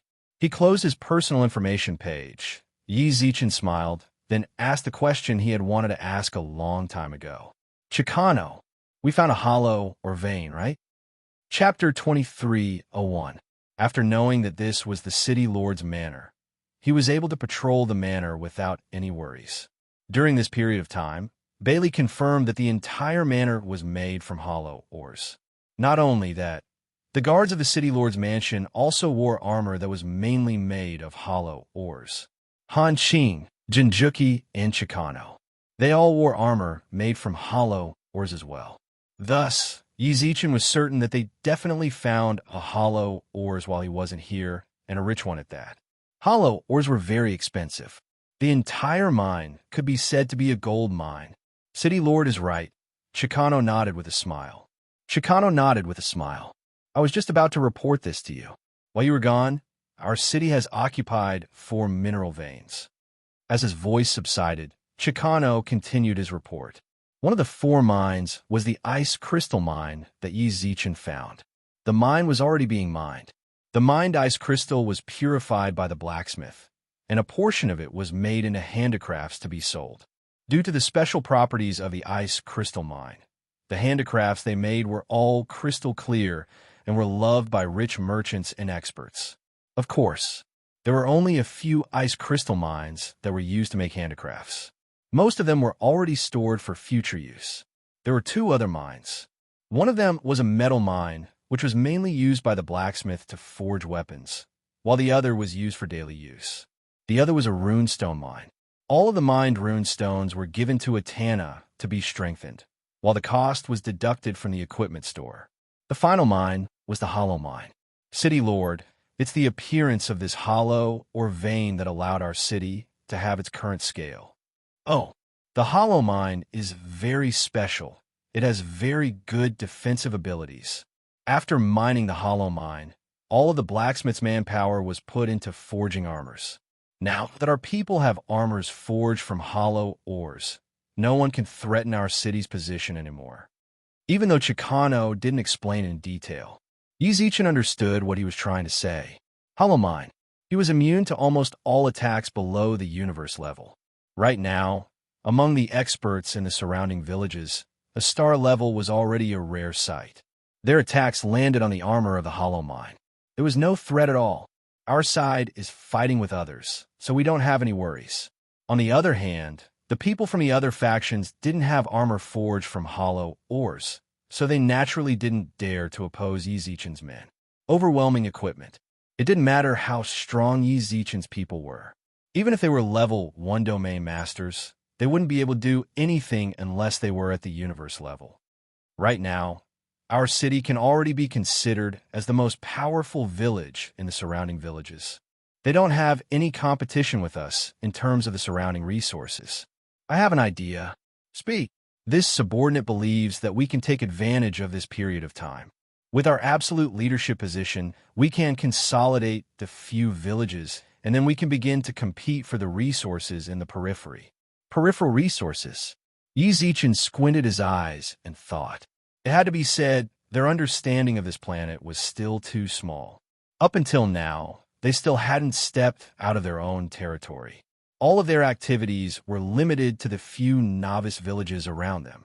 If you say the second universe and the first universe were worlds that completely overlapped, what they were seeing now was just the tip of the iceberg of this planet. In other locations on the planet, there must be other existences, and they might be existences of a higher level than the natives. Yizichin could roughly guess. They were actually on this planet, or rather, the edge of a certain continent on this planet. After all, the Virtual World Corporation discovered this second universe. It had already been several 100,000 years. Back then, by phone it said that there were already natives here when they arrived. Several 100,000 years. It was impossible for the natives to only be at the domain level. Then where did those experts go? Did they leave the planet and go to other planets? Or did they stay on the planet and go to a more central area? Yizichin was more willing to believe the latter. He believed that the Virtual World Corporation knew this as well, which was why they set up the novice villages at the edge of the planet. They wanted the humans of the first universe to be able to survive around the natives who were slightly weaker than them.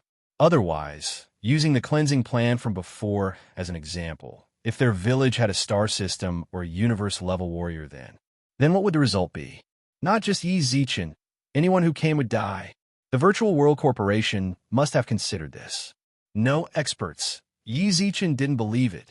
During this period of time, in the Sky Palace of the head of the Virtual World Corporation, Wen Li, who had 9 snow-white tails, rubbed her head with both hands.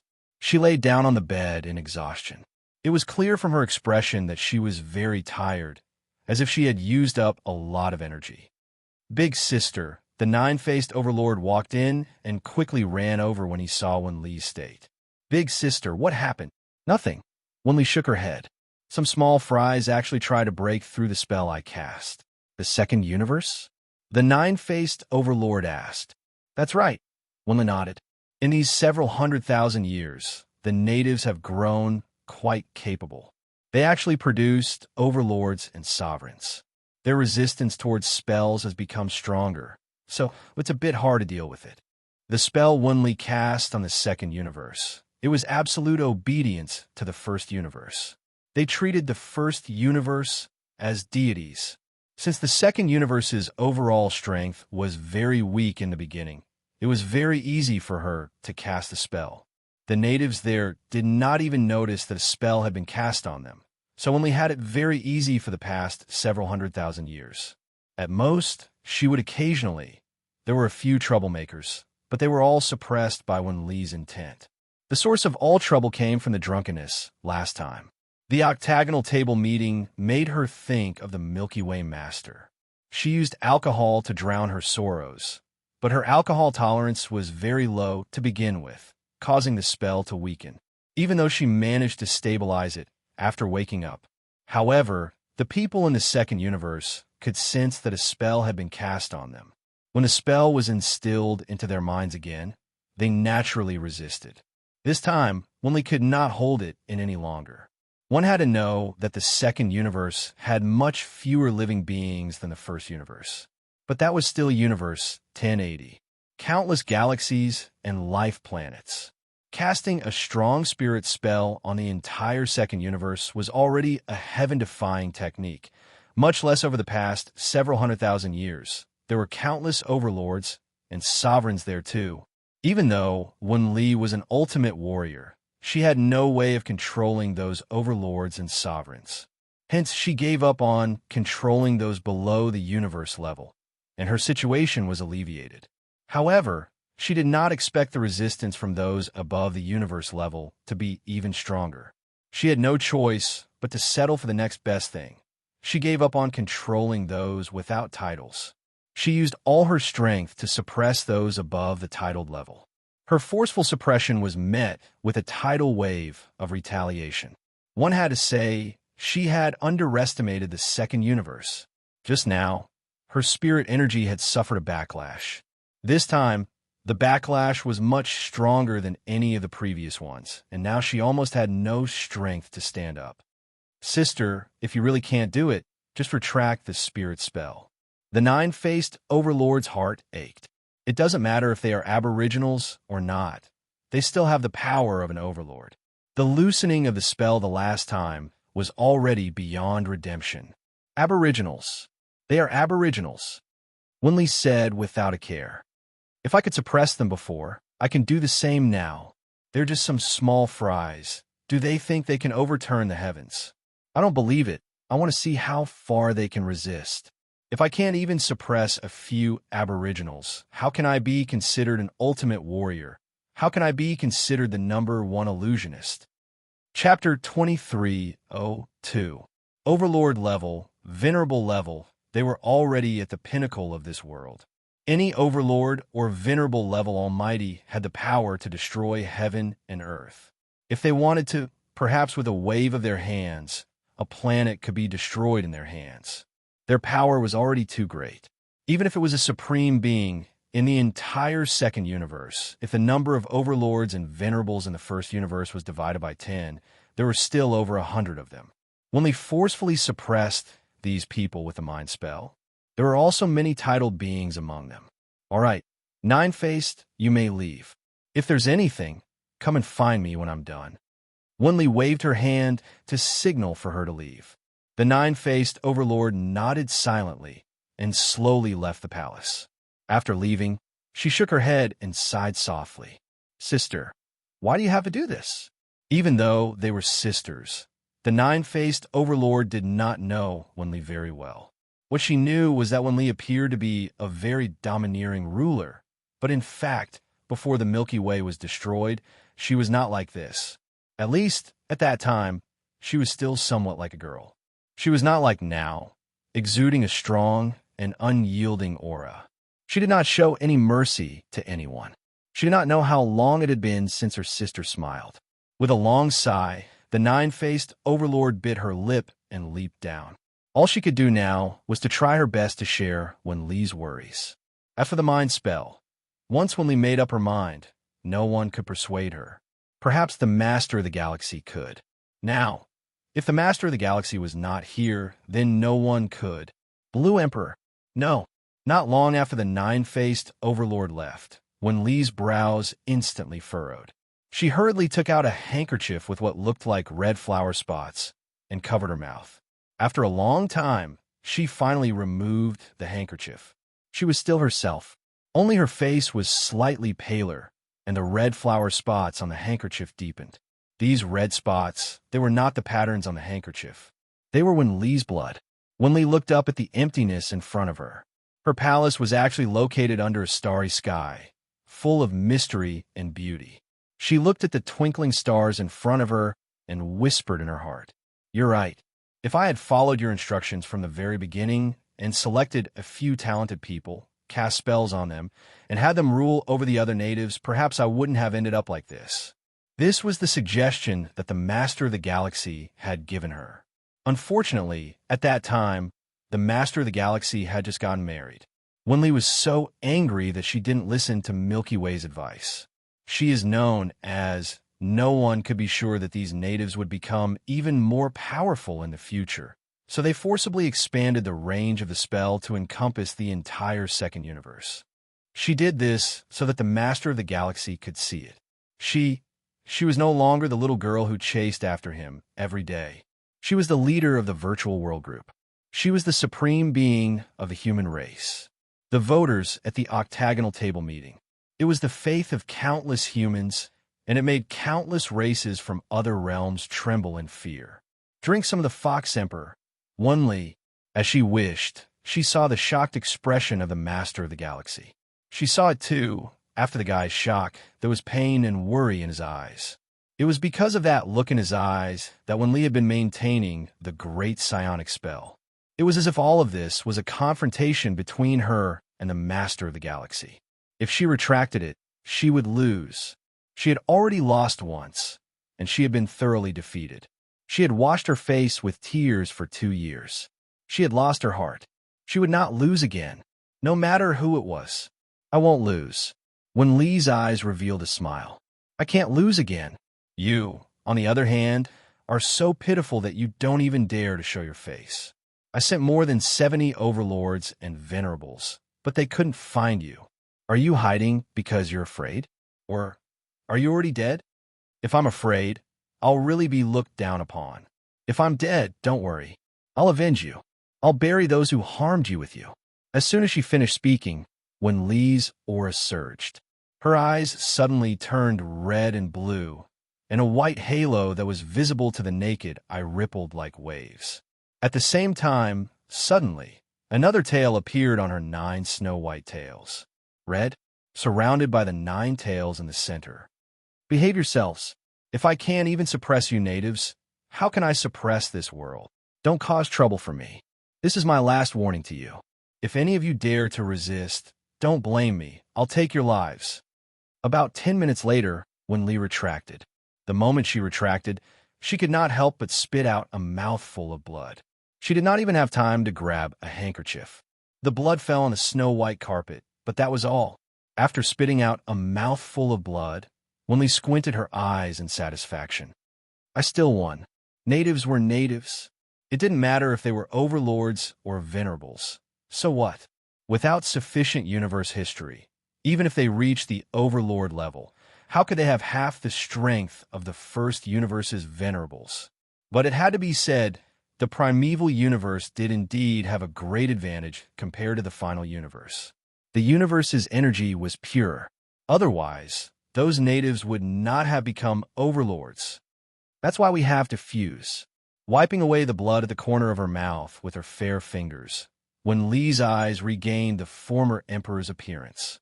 "Looks like I have to move ahead." Wenli twisted her neck. After suppressing those troublesome people in the second universe, her mental power was no longer as constrained. She could already get off the bed and walk around. Her perfect curves under her lazy stretch were displayed incisively and vividly. Raising her hand, she took a fruit from the table. The fruit was sparkling, like a star. If this goes on, that old guy will feel it too. Even if he can't feel it, the people around him will feel that something is wrong. I hate those cautious people the most. How long has it been? Just some strange behavior, and they are already suspicious. How did they sense it? Actually, I've always been paying attention. Logically speaking, they shouldn't have felt anything wrong. Wenli bit the fruit and muttered to herself. Then, she put the fruit that she had taken a bite of on the table. So troublesome. I really hate such troublesome things. As her voice fell, Wenli waved her hand and the white blanket on the ground disappeared into thin air. Then, another blanket that looked exactly the same as before appeared on the ground. Nine-faced, I've already settled it. Come to my palace to see me, Wenli said towards the outside of the palace. Then, she lay back on the bed and ran her palm through her long hair. Hurry up and settle everything. I'm already getting a little impatient. Chapter 23:03. He had to settle down in a corner and enjoy the peace he had now. Or take that step forward. Given the current situation, the production of the hollow mines had allowed Chaos City to have absolute dominance over the surrounding villages. He had to stay here and work steadily. He had to consolidate the resources and strength around the village before thinking about expanding. That would be more stable. However, the situation of the world could change in an instant. What's more, this was the second universe, which had countless sages from the first universe. Only by being a step faster would he be able to obtain more resources. Take Ezichin's current situation as an example. He only had everything he had now because he had the equipment shop and the city creation order. If he slacked off now, then he would definitely be left behind. What plans do you have? Since Chicano had brought this up, it meant that he definitely had some sort of plan in mind. Even if it wasn't too detailed, it was at least in its embryonic form. Ezichin wanted to see what Chicano was thinking. Then he would make the subsequent decisions. Ezichin hadn't been in the second universe for the past few months. Even with Chicano's reports, he definitely didn't know as much as Chicano, who had been here the entire time. His decisions and judgments were definitely worth considering. City Lord, this subordinate actually doesn't have any particularly detailed plans. I just have a general framework for what we need to do for the next 30 years. I believe you can understand that the future is the hardest to predict. As for what to do, we can only make a decision after actual contact, said Chicano. You're right. Ezichin nodded and agreed with Chicano's plan. Tell me about your plans for the next 30 years. A full 4 hours had passed. The sky outside the City Lord's manor had already darkened. The citizens of the city had also returned home after a busy day. During those 4 hours, Chicano told Ezichin all of his plans. The development of the city, the expansion of the shops, and the consolidation of resources. Then, the exploration of the outside world, the division of camps. Chicano told Ezichin all of his plans.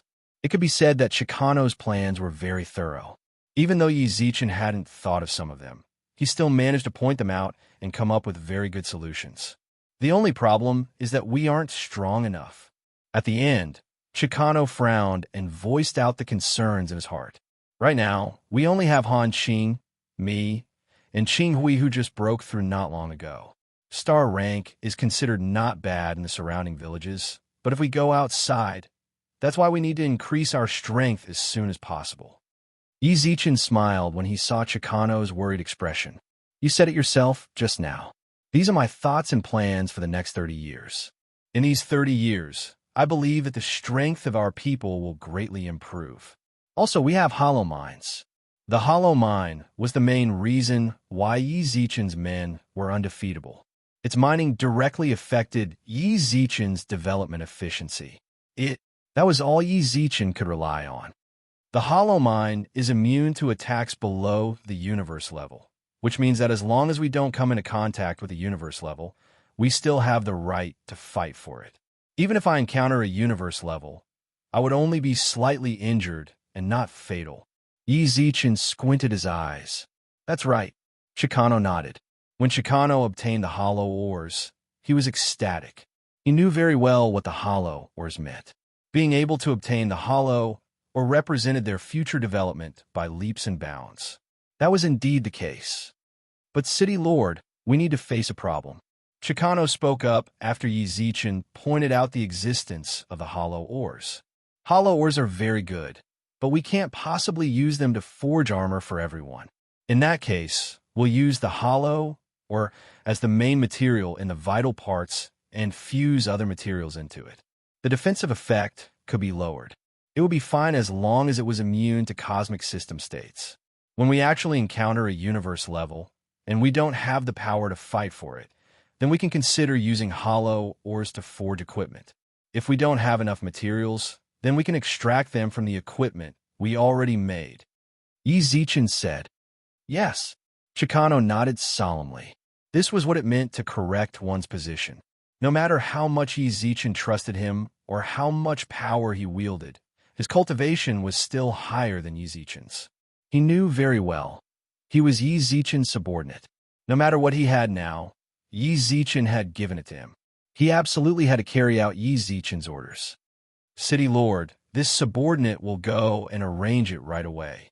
Chicano reported almost everything clearly, then prepared to leave to carry out Yi Zichen's orders. He knew very well, at a time like this, he had to make every second count. If he could be a second faster, then there was no need to delay. Wait, Yi Zichen called him back. City Lord, is there anything else? Chicano asked. How do you mind the hollow ores?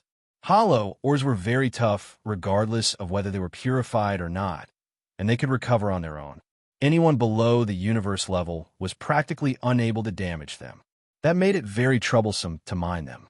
Yi Zichen's subordinates were all domain and star levels. We used the cold air of the ice crystal ores, Chicano smiled. Chicano smiled. After we excavate the ice crystal mine, the cold air extracted from the blacksmith shop will be transported to the hollow mine area. That was how it was at first, but later on, the smithy directly moved to the hollow ores. The cold air can freeze the hollow ores. After it's frozen, we can start mining. You really have some ideas. Bailey also spoke up beside Yi Zichen's ear. Hearing that, Bailey also spoke up beside Yi Zichen's ear. He actually knows how to use the ice crystal mine's cold energy. I can tell that he truly understands the special characteristics of the hollow ores. Do the people of the second universe already have such a deep understanding of this? The latter part of the sentence was completely Bailey talking to himself. Yi Zichen frowned. He actually didn't know where Chicano came from, nor did he know whether he was a data or a real existence. No matter what, right now, he was working for Yi Zichen, so knowing more was naturally a good thing for Yi Zichen.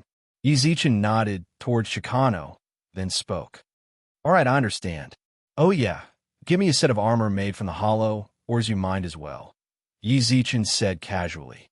What he didn't know was that he had been saying that from the very beginning. However, as the city lord, he couldn't be as anxious as those small fries. When Chicano heard that, he smiled, as if he'd been waiting for Yi Zichen to say this. City Lord, we've already made your armor. Chapter 2304. City Lord, this is our equipment room. Under Chicano's lead, Yi Zichen arrived at a storeroom. Within the storeroom, a large number of weapons and armors were piled up. The categories were clear. There was a huge variety. From heavy armor to light armor, there were great swords, broadswords, long blades, battle axes, etc. In terms of numbers, the equipment here was enough to equip over 100,000 soldiers. In the short span of 3 months, to be able to forge so much equipment, do we have a lot of people in the smithy? That's right, Chicano nodded. Chicano nodded when he heard that. When we took over the previous village's blacksmith shop, they used 30 mature blacksmiths and hundreds of apprentices. After the city expanded, many of the commoners also joined the smithy. Right now, there are around 500 people in the smithy and over 100 mature blacksmiths who can forge independently. The number was pretty much the same as Yi Zichen had expected. Yi Zichen could feel that the blacksmith here were very skilled from the craftsmanship. He picked up a broadsword. This surprised Yi Zichen. The sword he randomly picked up was actually a dark gold grade equipment. Then he looked at a lot more. Almost all of them were dark gold grade, and there were very few gold grade equipment. These blacksmiths are so skilled. Yi Zichen frowned in surprise. It wasn't like he hadn't been to the smithy in the village before, but the equipment they forged back then wasn't very high grade. Actually, it's mainly about the materials, Chicano replied with a smile. If the materials are good, then the grade of the equipment forged will naturally be higher. We also adhere to the principle of better quality than inferior quality, so the equipment worn by our city guards must be of the highest quality. Thus, you won't be able to see any that are too bad. We have pretty much smelted all the gold grade equipment again, so the ones that remain have special attributes. That's fine. Yi Zichen nodded after hearing Chicano's explanation. The guards had to be well-equipped. Being well-equipped, whether it was the safety of the city or the defense of the mines, they would all be better protected. If it was purely for the sake of equipping all of them, if they ignored the attributes of the equipment, then it might cause unnecessary trouble. For example, who's going to wear these defective equipment? Or in other words, if someone with defective equipment was defeated during a confrontation, it was very likely that this breakthrough would affect the entire army's formation. The inferior equipment was sent back to the furnace to be reforged. It might waste some resources, but from Yi Zichen's point of view, it was reasonable and acceptable. Furthermore, judging from the current situation, the fact that there was so much equipment in the equipment room meant that the city guards were fully armed and well-equipped. What's left here is for the expansion of the defense force in the future, Chicano said again. He continued walking forward. Some city defense equipment could also be seen inside. Yi Zichen looked at it in detail. All he could feel was satisfaction. He couldn't find any fault at all. He believed that no matter how picky a person was, when he saw that his subordinates had done so much during his absence, he wouldn't be able to say anything in return. Yi Zichen was already looking forward to it. What kind of surprise would Chicano and the others give him in the future? He was also grateful to the Virtual World Corporation for providing him with these subordinates. How puzzling. How could the Virtual World Corporation not keep such a talent for their own use? City Lord, this is the armor forged for you. At that moment, the two of them arrived at the secret room. The secret room was completely sealed off, and there was a long table in the middle of it, and on top of it, gulp, hollow or armor. The armor that Yi Zichen had been thinking about for a long time had already appeared in front of him. How could he not be excited? He walked over and took off the equipment. From the helmet to the boots, it was an entire set of defensive equipment. City Lord, your entire set of armor was forged from hollow ore. There were no supplementary materials in the middle in order to maximize the properties of hollow ore. Chicano explained on the side. Yi Zichen pursed his lips in disbelief. An entire set, all of it was forged from hollow ore. Ignoring everything else, the entire set of hollow or armor weighed more than 100 kilograms. In other words, the cost of the armor was more than 300 million. And that wasn't even taking into account the cost of forging it. There was also the rest. We did many tests on this armor. Even the full-powered attacks of a star level cannot leave a mark on it. This subordinate is certain that this armor is completely immune to attacks below the universe level. Even the attacks of a warlord level can be reduced by more than 90%. 90%. That sounded pretty good, but the power of a warlord level was ridiculously high. Even if 90% was reduced, the remaining 10% might not be something that a star level like Yi Zichen could withstand.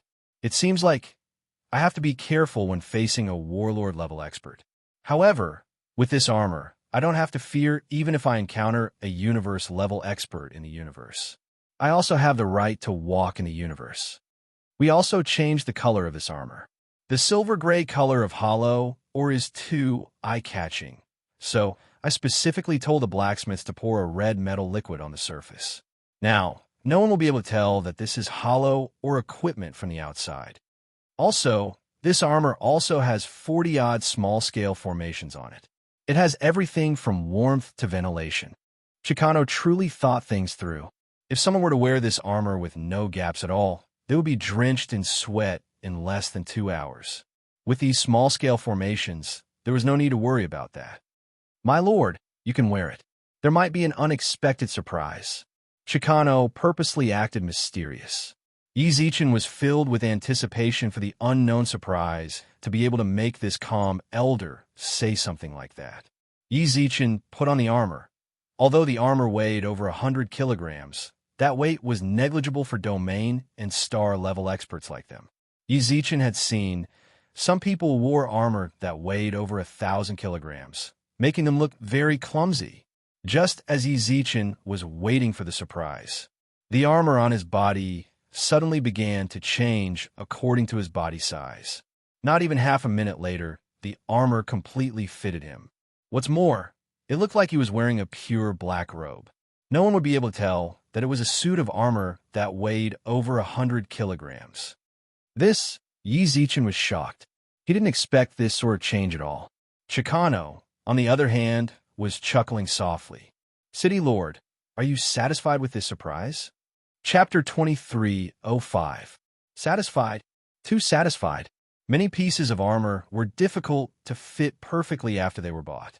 That was because they weren't exclusively forged. Normally, the forger would forge the same standard. Even if the buyer wasn't used to it, there was nothing they could do. Yi Zichen's current set of equipment, it fit his body perfectly, and he didn't feel any discomfort wearing it. This fit allowed Yi Zichen's strength to increase by 20% when he wore it. More importantly, this set of battle armor could actually transform. When he wore it, he could still feel the weight of 100 kilograms, but from a visual point of view, this was a very ordinary set of clothing. This transformation had a lot of benefits. Although it didn't reduce the weight, it could confuse enemies. If someone came to assassinate Yi Zichen, they wouldn't be able to imagine that it was a set of armor at all. What's more, Yi Zichen liked how it transformed. This kind of transformation was easier for people to accept. Otherwise, wearing a set of battle armor every day would be fine in a war zone. But in the human community's residential area, he might be treated as a fool. As long as you're satisfied, City Lord. This transformation is a small, illusory formation. As for the changes in the armor, the old blacksmith increased the molding properties of the hollow ores when he forged it, said Chicano. Yi Zichen nodded solemnly, his eyes glued to the armor. He had hollow ores equipment now. Now that he'd returned to Blue River Planet, he wouldn't have to fear even if he ran into a universe-level expert. Oh yeah, Your Excellency, your armor can actually be upgraded. Yin used insight to upgrade every piece of equipment on you 5 times, but as for the specific effects, you'll have to discover them bit by bit.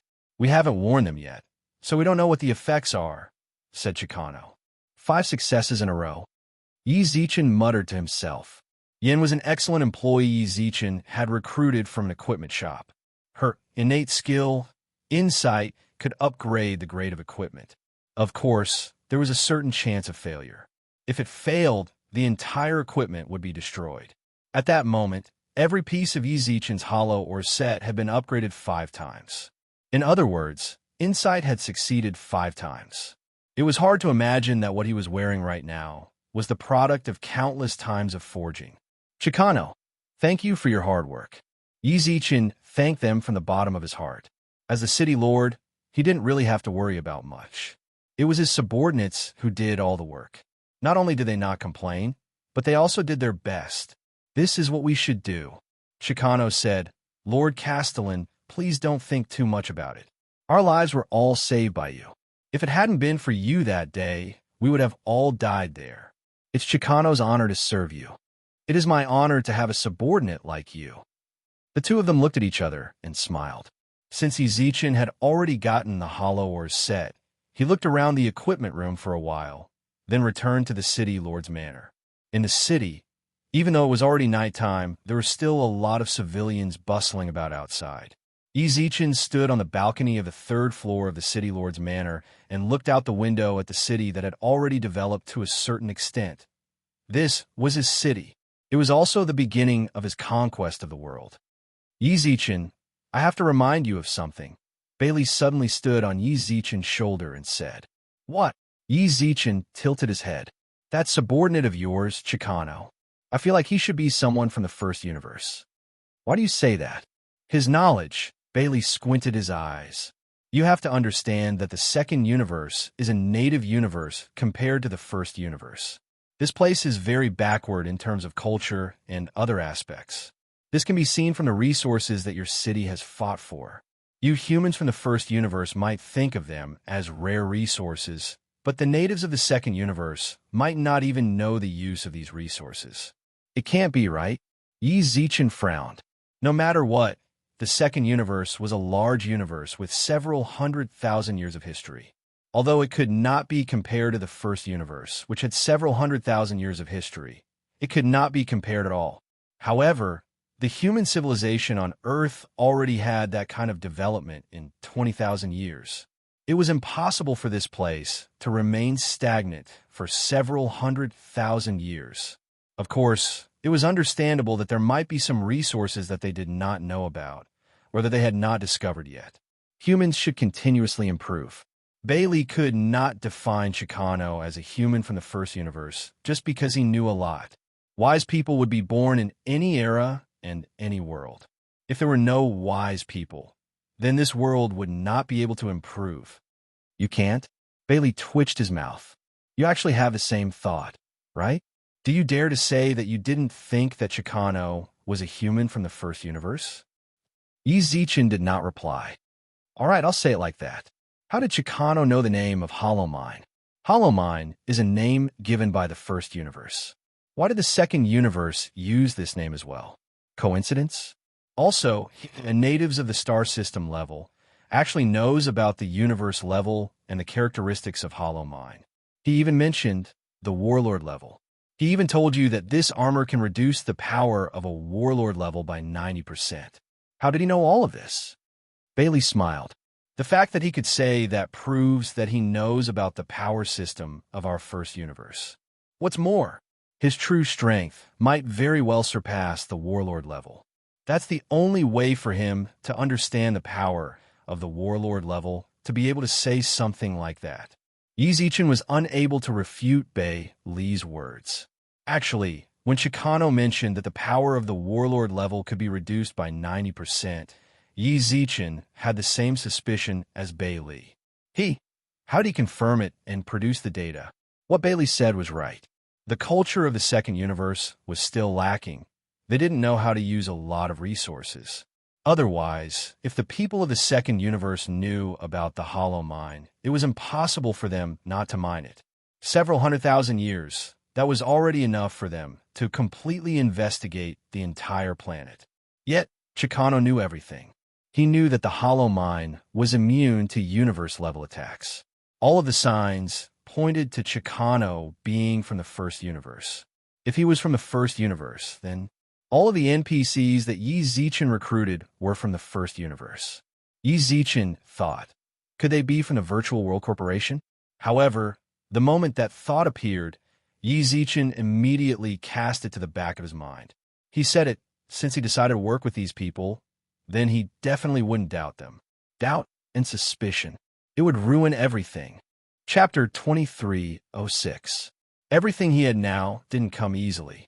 No matter what, Yi Zichen wouldn't ruin everything for the sake of suspicion and suspicion. No matter where Chicano and the others came from, he was willing to trust these people.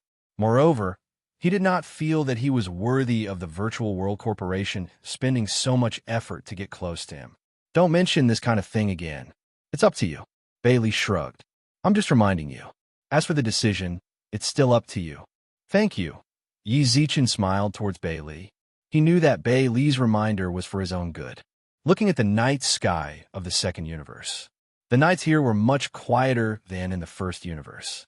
He was very nervous before entering the second universe. When they truly entered, Yi Zichen noticed that his anxiousness also disappeared. Perhaps his anxiousness was just a subconscious reaction. Once he truly entered the second universe, there wouldn't be anything to be afraid of. Previously, he might have been worried that he would run into the Purge plan again. Now that he thought about it, the Virtual World Corporation would definitely pay more attention to this in the future, and the network blocking would probably not happen again. As for the person who blocked the internet, he had also been arrested by the Virtual World Corporation, and the results of his subsequent actions had also been announced. Execution. Yi Zichen did not think that this person was the mastermind. According to the Virtual World Corporation's information, as well as Yi Zichen's research, the person they'd pushed out was just a lowly administrator. It would result in the network being blocked. It was also because he had dozed off and touched some keys in the control room that he should not have touched. What a funny excuse. When the warrior-level expert dozed off, the key he touched just happened to affect the location of Yi Zichen's village. This kind of news release. No one was willing to believe it at all. They all thought that this was a conspiracy and that the administrator was just a scapegoat. The Virtual World Corporation was probably aware of this as well. However, they also needed someone to show their attitude. This pitiful scapegoat became the scapegoat for Gene, who was still at large. He also became the signal that the Virtual World Corporation released to the outside world. As for whether the Virtual World Corporation would continue to investigate, no one knew. Yi Zichen had mentioned all this to Shea. Back then, Shea had told him not to worry, that the Virtual World Corporation wouldn't leave behind any vermin, which meant the Virtual World Corporation would investigate. As for the administrator who had been dealt with, the Virtual World Corporation wanted to use such a thunderous method to intimidate those in the dark. At the very least, they couldn't be allowed to continue running amok like that. All right. Suddenly, Yi Zichen's expression darkened. He opened his friend list and sent Suhu a message. Almost instantaneously, "Brother Yi, it's been a long time since I've heard from you. Ever since that day, your God's folk haven't come again. We thought you guys wouldn't come here anymore." Suhu replied very quickly. Yi Zichen couldn't help but squint his eyes when he saw the content. "You want us to never come again, right? That way, no one can fight with you for the pitifully few resources." This Suhu, the two of them were once partners. At the beginning, Yi Zichen had a rather good impression of him, but after what happened that night, it was a disastrous fall. Yi Zichen didn't criticize his way of thinking. From a certain perspective, his way of thinking wasn't wrong. The Fire Elemental Commander's plan was very detailed. If it wasn't for the Virtual World Company and the Universe Union Bank's reinforcements rushing over, he might have to stay there too. In contrast to Yi Zichen's impulsiveness and hot-bloodedness, Suhu walked the path of stability and forbearance. The village was seized by the Fire Elemental Commander, but he swallowed his anger and endured hardships. He was a rational person. Compared to Yi Zichen's impulsiveness and hot-bloodedness, their personalities were completely opposite, and they both had their own shining points. "Brother Yi, I don't know how to reply to that." Suhu sent another message. Not long later, another message followed. "Fighting for resources has always been based on one's own abilities. Even if you guys don't come a fight for it, there will definitely be others who do. Since the resources were taken away, it can only be said that your abilities aren't up to par. I welcome you guys to compete. Competition is the only way for both sides to improve, right?" Suhu's words were very beautiful. Yi Zichen also felt a message from his words. "Lord Village Chief." These 4 words were enough to prove Yi Zichen's point. The rights to the village had returned to Suhu's hands. "Ha ha ha!" Suhu laughed. "It's all thanks to Brother Yi and your God's folk.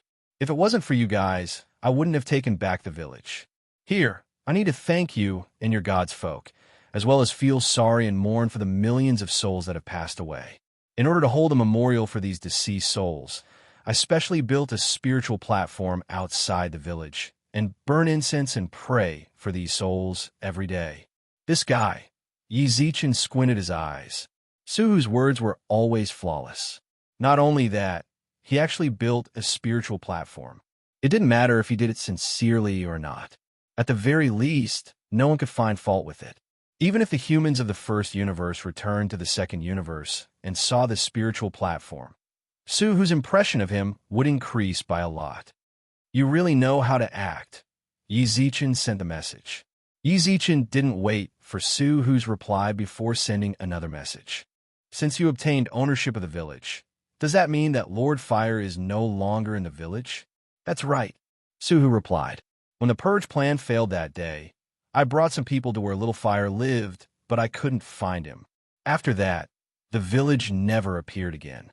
He ran." Yi Zichen frowned. Where could he run to at a time like this? The Land of Elements. Little Phoenix was currently in charge of the Land of Elements. Although she was still very young, she acted like a little adult and managed the elemental generals very well. "Brother Yi cares a lot about that Little Fire.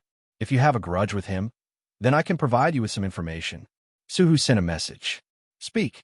"That Little Fire seems to have some sort of incurable disease or internal energy conflicts, so he needs a vessel. When he was in the village, he had been looking for a vessel. The reason why he brought forward the purge plan was because his body should have reached its limit.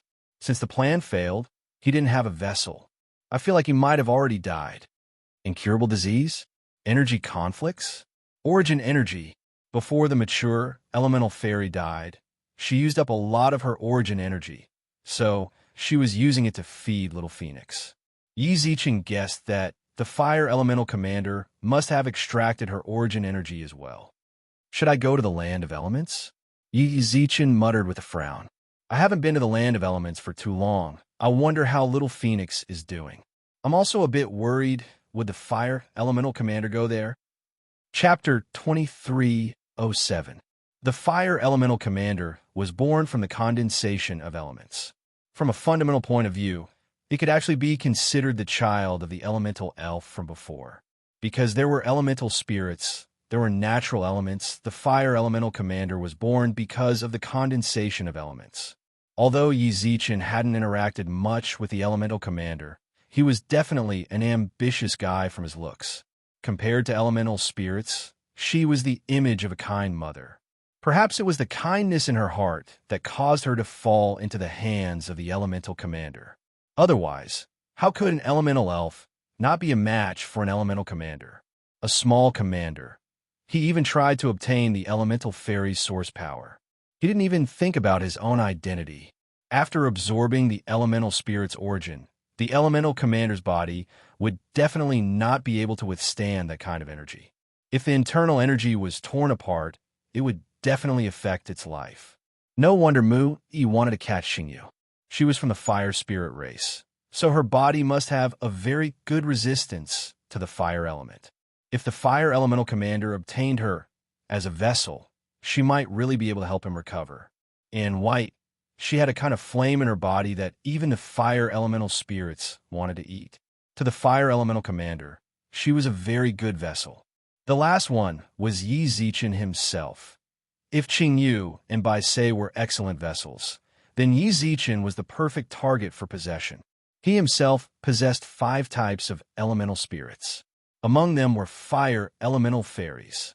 It was highly possible that the fire elemental commander had forcefully attached itself to the fire elemental sprite and had already captured the elemental sprite in the land of elements.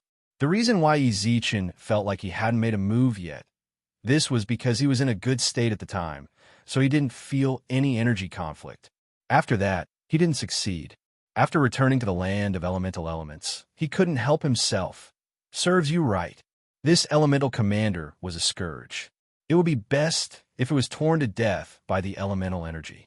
Of course, Yi Zichen did not feel like he was already dead. It was said that good people don't live long, while bad people live for thousands of years. The fire elemental commander was so evil that if he had 18 generations of ancestors, they would probably crawl out of their graves to give him 2 slaps and spit 2 large mouthfuls of phlegm. Such a person would definitely not die. In other words, he would not die a cowardly death. In order to survive, he would definitely put in a lot of effort. Thus, Yi Zichen was rather concerned about the situation in the land of elements. However, Yi Zichen felt like the little Phoenix wasn't as kind and gentle as her mother. If the fire elemental commander dared to do anything to her, he was courting death. Although the little Phoenix had only been born for a short period of time, the elemental Phoenix had a unique advantage in cultivation. When she finished eating the eggshell, she was already at the star rank. By the time Yi Zichen arrived a few days later, the elemental Phoenix had already reached the 6th level of the star body realm. These 3 months had passed by. He didn't know what level she would reach. Perhaps she had already reached the cosmic system state. That elemental commander was just a star-level salted fish. If little Phoenix spat out a mouthful of fire at him, perhaps it could spray him into ashes. According to what you said, the reason why you are certain that Fire Guy isn't with you is because no one died in your village, right? Yi Zichen sent the message. That's right. The village had been safe for the past few months. The purge plan was also a great blow to the village, and the village's surroundings were filled with the smell of blood. In the past few months, he had been waiting for the villagers to clean up and rebuild the village bit by bit. During this period, no one in the village had gone missing or died. It was the same. That was why Su, who thought that the fire elemental commander wasn't with him, or that she had already died. However, during this period of time, in their village, Then did any of your village's poultry go missing or die? Did you investigate the ferocious beasts outside your village? All of a sudden, Suhu was stunned. He was just about to bring it up, but Yi Zichen had already sent the message. During these past few months, their village had indeed lost a lot of poultry. At the start, they all thought that the poultry went missing on their own and were eaten by the ferocious beasts outside. But then more and more poultry went missing. Several families of spiritual beasts that were raised from ferocious beasts also mysteriously disappeared. During this period of time, as the village chief, the most petitions he received were related to theft. The villagers all thought that there was a thief in the village. Hey, I can't be right? Yi Zichen grinned. Actually, he was just pretending to be quick-witted and said that casually in order to discourage Suhu for being so overconfident. After sending the message, Susu did not reply for several minutes, causing Yi Zichen to feel a bit worried. If it really was as he said, then the fire elemental commander really isn't picky. Is he willing to be a dog in order to live? Approximately a few minutes later, Brother Yi, you really were right. Suhu, who was sitting in the village chief's office, looked at the corpse of a grassland wolf on the table. This grassland wolf was a spiritual beast that was captured and tamed by one of the villagers. Half a month ago, this grassland wolf was lost. The entire village was in an uproar because everyone knew how precious this grassland wolf was. Suhu also used all of his power to help search. In the end, he found its corpse in the snowy mountains. Its entire body was burnt black. The reason why he did not reply was because he wanted to find the grassland wolf and confirm the cause of its death. Our village has lost countless poultry and several spiritual beasts in the past 3 months. We found the corpse of a grassland wolf. The corpse was burnt black, and its fur was also burnt. Suhu couldn't help but clench his head. This means that the fire elemental commander didn't leave their village at all. He was still hiding in the dark. Crap, Suhu muttered. The village had already been robbed once. He didn't want such a situation to happen a second time. As long as the fire elemental commander didn't die, then he wouldn't be able to rest in peace. Brother Yi, you have a grudge with Fire Guy, right? How about the two of us work together and deal with him? Suhu asked urgently. Yet, Yi Zichen also felt trouble when he saw Suhu's message.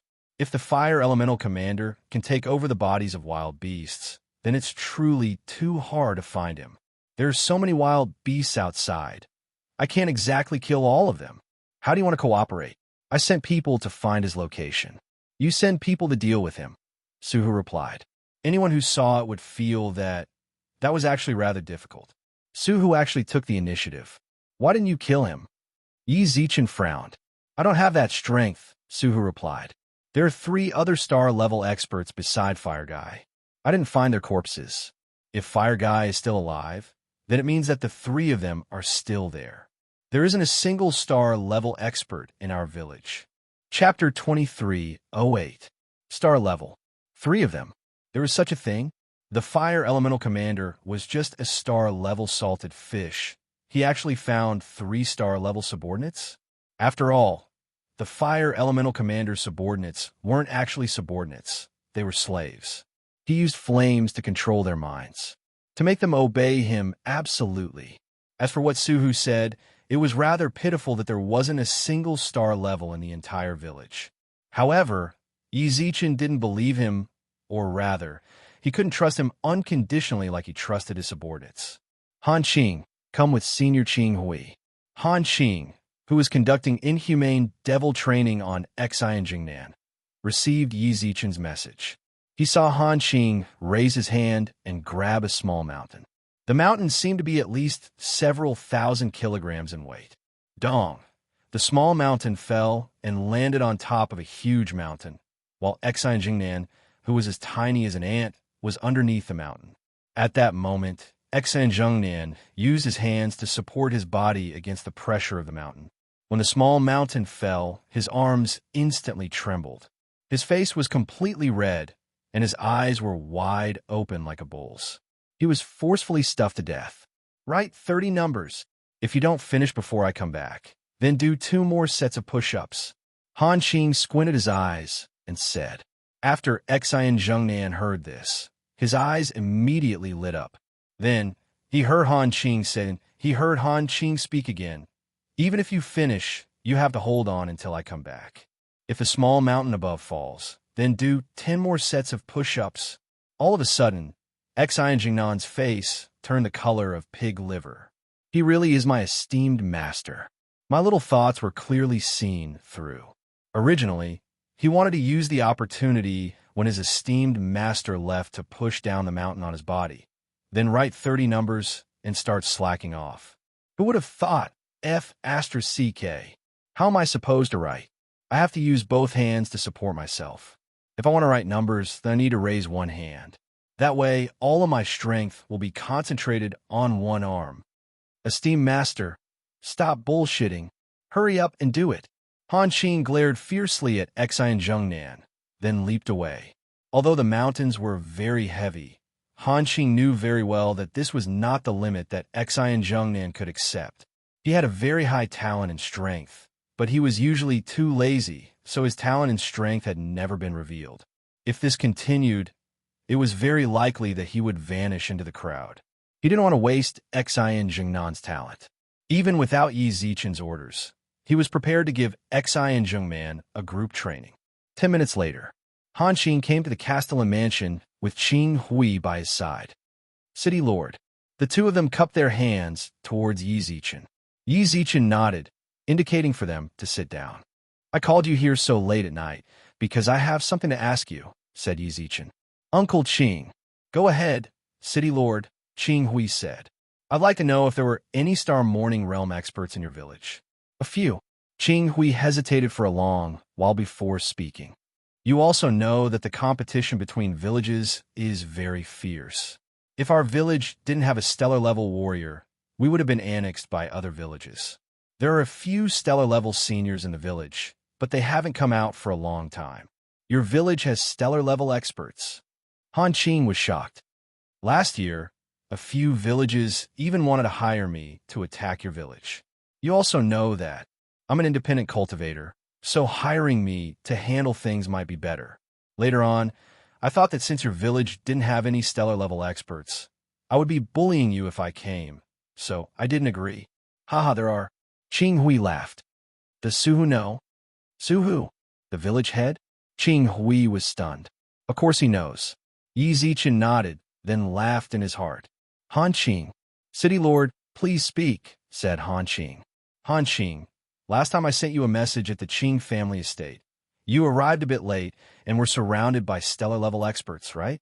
Yes. Han Qing was rather confused as to why Yi Zichen would ask him that.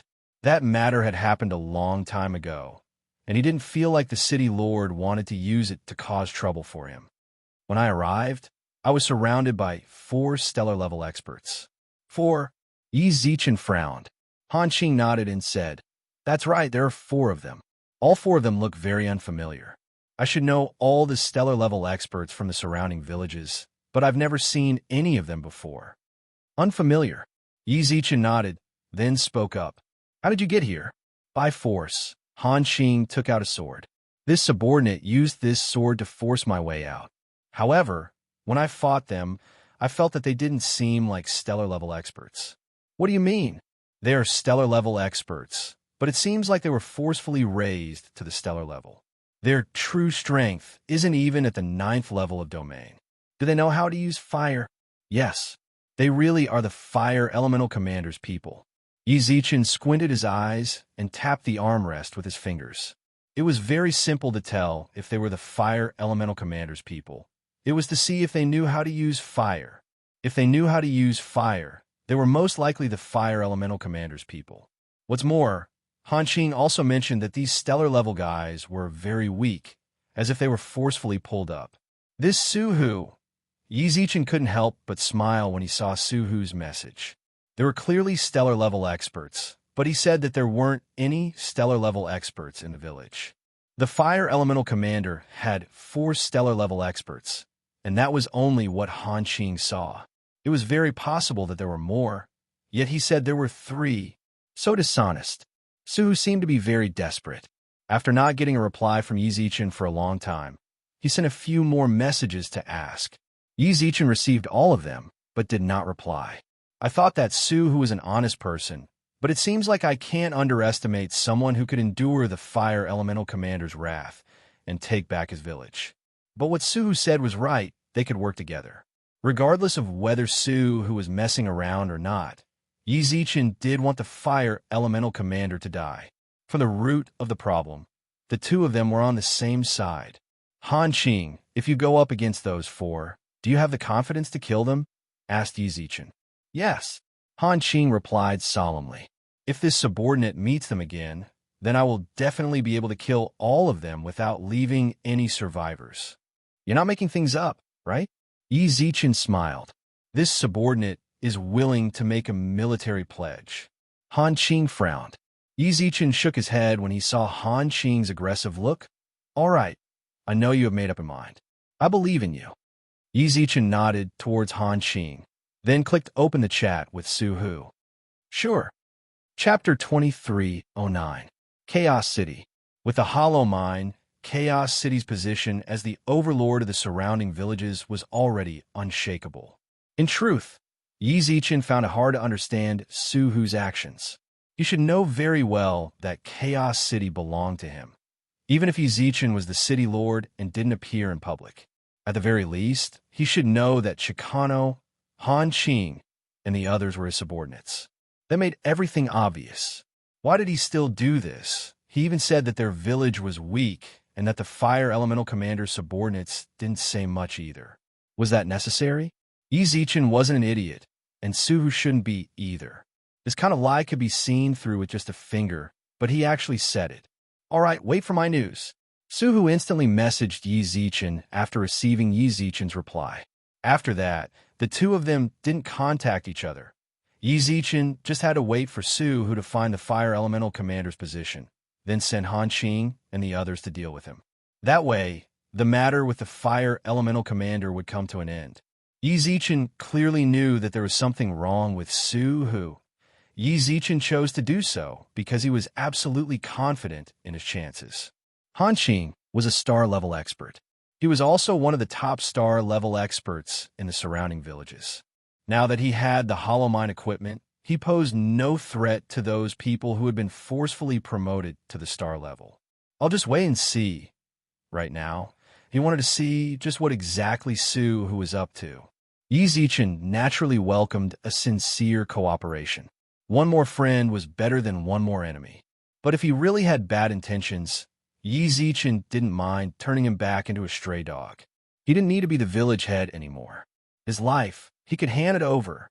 All right, there's nothing else. Yi Zichen smiled towards Han Qing and the others after his conversation with Su Hu ended. Sorry to trouble you too. You can go back and rest now. City Lord, you're too kind. We'll be taking our leave. Han Qing and Qing Hui left the City Lord's manor. Yi Zichen sat on the City Lord's seat with a solemn gaze. I still have to go to the Land of Elements. Even if Yi Zichen wasn't particularly worried about the little phoenix falling into the fire elemental commander's hands, he still had to go take a look after so long. This little phoenix was requested by Xiaohua to take care of. Unfortunately, after absorbing the power of the elemental source, Xiaohua had been in a deep slumber. Later, he encountered the purge plan, so he didn't go to see Xiaohua again. They hadn't seen each other for a few months. Maybe little Phoenix had also grown a lot. There was no time to lose. Yi Zichen had no intention of spending the night in the second universe. Although he no longer had any qualms like before, he still felt conflicted when he thought about the purge plan. Yi Zichen gripped the sword on the table, then groped his way out of Chaos City. About 2 hours, Yi Zichen arrived at the Land of Elements. The familiar fire elemental energy washed over Yi Zichen, but when he returned to the Land of Elements, he discovered that it was no longer the same as before. There were still elemental lakes around the elemental lands, but in terms of number, it had increased to 12. From time to time, elemental warriors would be born in these elemental lakes.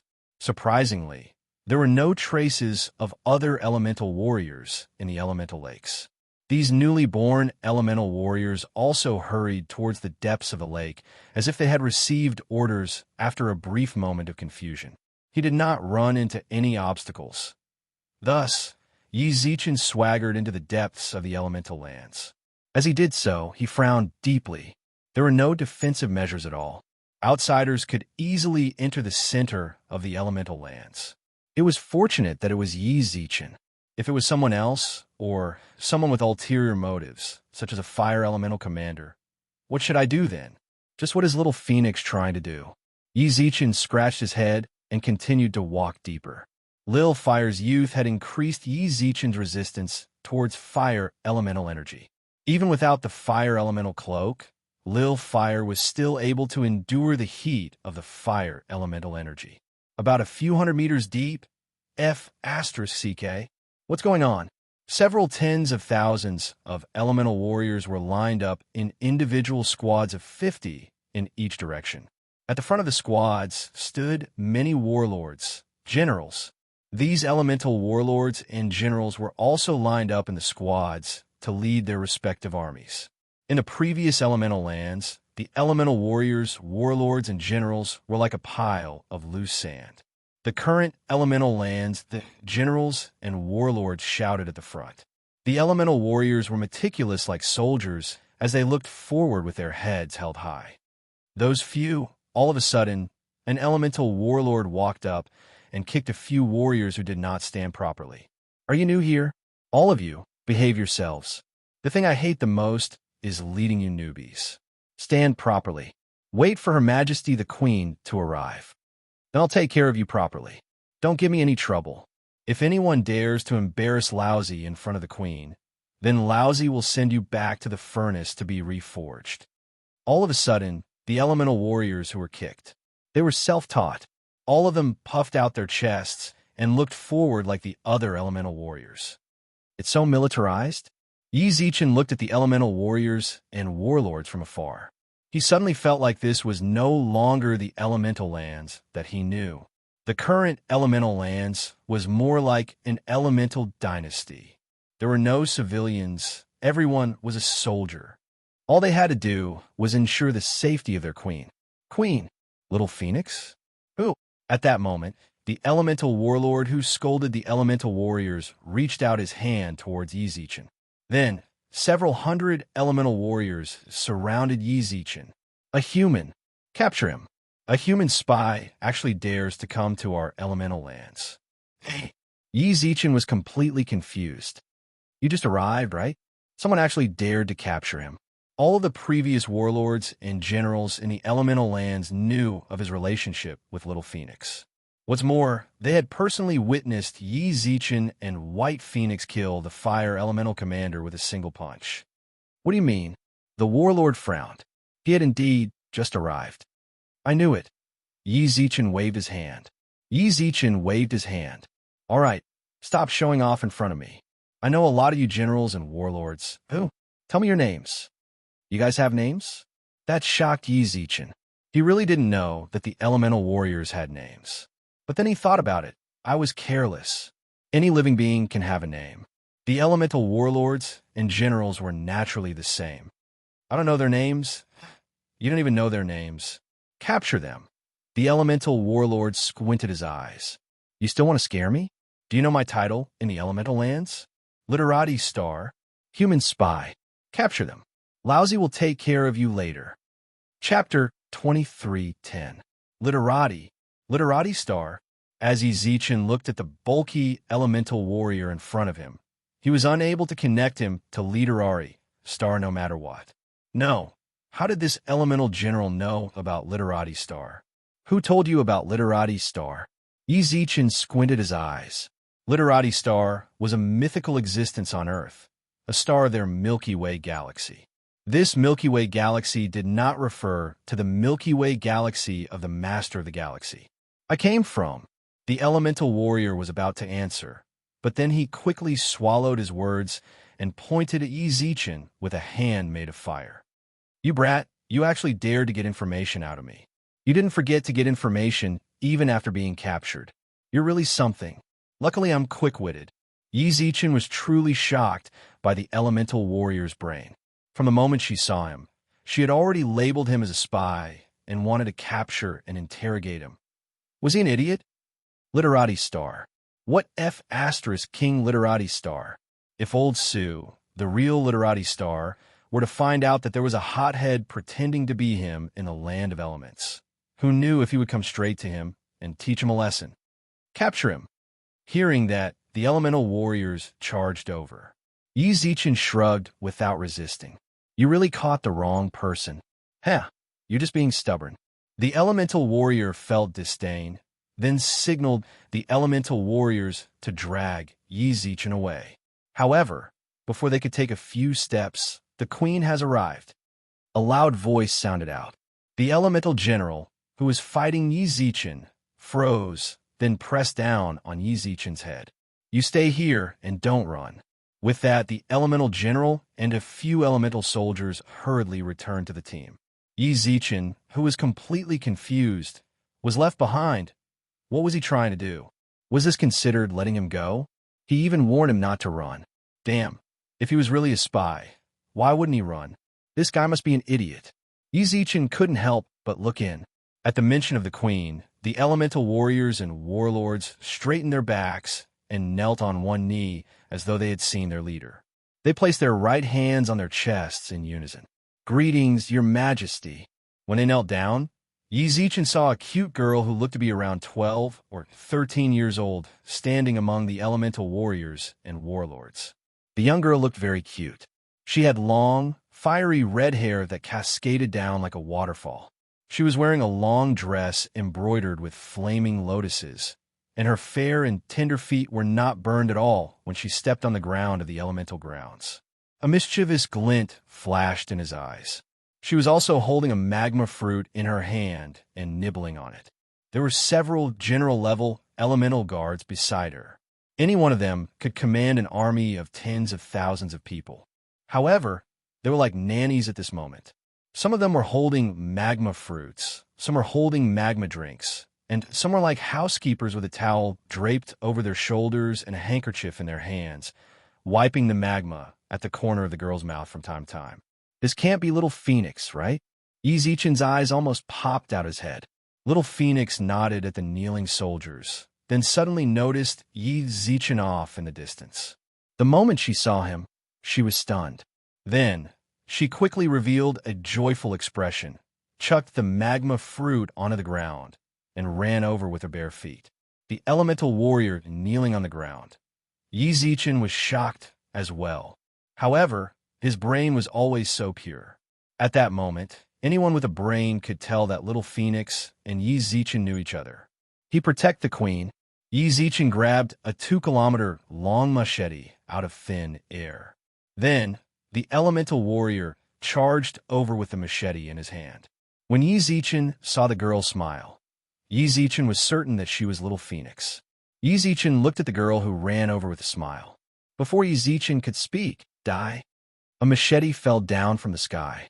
Yi Zichen looked up in surprise, then took out a long sword from his backpack to block the machete formed from flames. Not bad. The fire elemental warrior smiled. Perhaps he didn't even see the girl's expression turn dark, but he continued to shout in front of her. Your Majesty, don't worry. I, Literati Star, will definitely protect you. The girl bit her lips tightly, her whole body trembling with anger. Just as the fire elemental warrior confronted Yi Zichen, the girl kicked the fire elemental warrior in the groin. The elemental warrior's sword fell onto the ground and turned into countless sparks.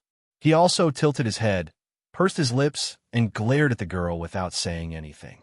However, Yi Zichen seemed to be able to see the sweat that flowed down his face, which was covered in flames. You're an idiot, right? Who told you to attack him? The girl tilted her head, put her hands on her waist, and wrinkled her nose. Your Majesty, he's a human. I don't need you to say that. I didn't know. The girl continued to frown and clenched her fists, while her eyes were filled with annoyance. All right, Lilith. Yi Zichen reached out and caressed the girl's head. Only then did the girl calm down, then leaped into Yi Zichen's arms. Grandpa! Ugh! Grandpa! Yi Zichen felt like he was dealt a fatal blow. All of a sudden, Yi Zichen's arms around the girl stiffened. I'm already a grandpa, but then again, it makes sense. Lil Fire is her father. And I'm Lil, Fire's father. There's nothing wrong with that. The Fire Elemental General, who sat on the ground with his legs crossed, was also shocked. The Queen's grandpa. He froze on the spot with his eyes wide open. I'm in trouble. I actually offended the Queen's grandpa. Sire, the Fire Elemental General looked over. At that moment, there was nothing more to say. All he could do was to quickly get this Lord's forgiveness. To lead an army as an Elemental General. This was a very rare opportunity. He really wanted to show off too much. It's fine, I don't blame you. Your cautious personality is very good, and I admire it. It's just that it's fine if you can be a bit more observant occasionally. Yi Zichen smiled. Why, yes, sire. The Elemental General lowered his head, then looked towards Little Phoenix. What are you looking at me for? Grandpa doesn't blame you, and I can't be bothered with you. Remember, this is my grandpa. Don't be an idiot. If it happens again, then go and be a soldier. Thank you, Your Majesty, for your forgiveness. This subordinate will definitely remember. Then, the Elemental General returned to the army with his legs crossed.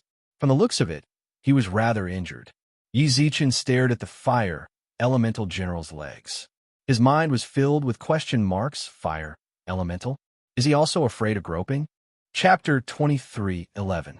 It was very hard to imagine a little chick that had just hatched a few months ago and didn't even have its feathers fully grown had now become a beautiful little girl. Otherwise, they would say, don't be afraid if a girl is ugly when she's young. There will always be an unexpected surprise. Xiao was a living example. The 3 general-level elemental guards followed behind Xiao and like nannies. Meanwhile, Xiao held a magma fruit in his hand. Grandpa, do you want to eat it? After taking a few bites, Xiao noticed Yi Zichen's gaze, so he reached out the magma fruit. Hot magma juice flowed out from the gap that Xiao bit. Half a meter away, Yi Zichen could feel the heat of the magma. If Yi Zichen dared to take a bite of that fruit, it would probably melt all of his organs. Eat it yourself. Oh, okay. Xiao retracted his hand with a giggle, then started to take small bites. The land of the elements had truly changed too much compared to before. It turns out that the 10,000-something elemental warriors that Yi Zichen saw outside were merely the tip of the iceberg. When he walked further in, Yi Zichen saw at least a dozen squads of 50 by 50 people training. There were also plenty of warlords patrolling the area. When they saw Xiao, without exception, they all greeted her respectfully, Your Majesty. Yi Zichen advanced another few thousand meters. The surrounding temperature was no longer something that Yi Zichen could endure. Xiao very considerately used his power to protect Yi Zichen. Grandpa, look, I live here. The palace was completely made out of fire elemental crystals and was made out of the same material as the secret room in the depths of the elemental lake. The entire palace was pink. Little Phoenix skipped over and excitedly introduced her palace to Yi Zichen. Her palace, it was completely built according to her ideas. Actually, it wasn't completely finished yet, and there were still many details that weren't done. Yi Zichen could occasionally see a lot of workers walking around the palace. If you wait a few days, it will definitely look better. Xiao tilted her head and put her hands on her hips, as if she was very satisfied with her idea. Yi Zichen stood behind her. You did everything in the land of the elements? Yeah, Xiao nodded. Who else could it be? I'm going to turn this place into a dynasty. When I have descendants in the future, I'll pat them on the head and tell them, look, this is the empire that I've conquered for you. Haha, it's so cool.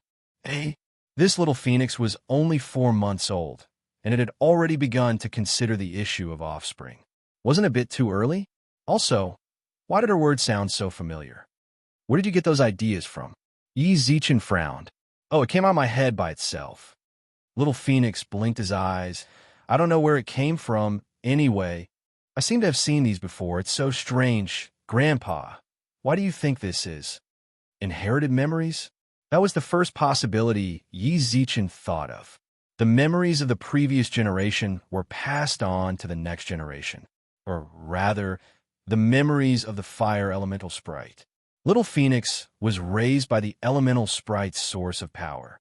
It was very likely that the memory of the fire elemental sprite had been preserved in Little Phoenix's mind, and what appeared in her mind was exactly what the fire elemental sprite had wanted to do, but failed to do. Perhaps it's because our Xiao is smart. Yi Zichen patted Little Phoenix's head. I think so too. Little Phoenix shook his head happily, then looked at the palace in front of her with a look of bliss. How many warriors do you have in the elemental lands? Not many, just a few 100,000. Little Phoenix thought about it. Most of them are new soldiers. They're too weak, they don't know anything. Grandpa, what you saw just now was a bunch of hotheads. Normally, newborns will stay in the outskirts to learn. Once they remember all the important things of our fire elemental dynasty, they can come to the capital to undergo systematic training. Hee, Grandpa, let me tell you, I have more than 10,000 warrior-level warriors here. Warrior level is the star level of you humans. I'm not bragging, but if I go out right now, then you humans will be finished. Warrior level, that's the star level.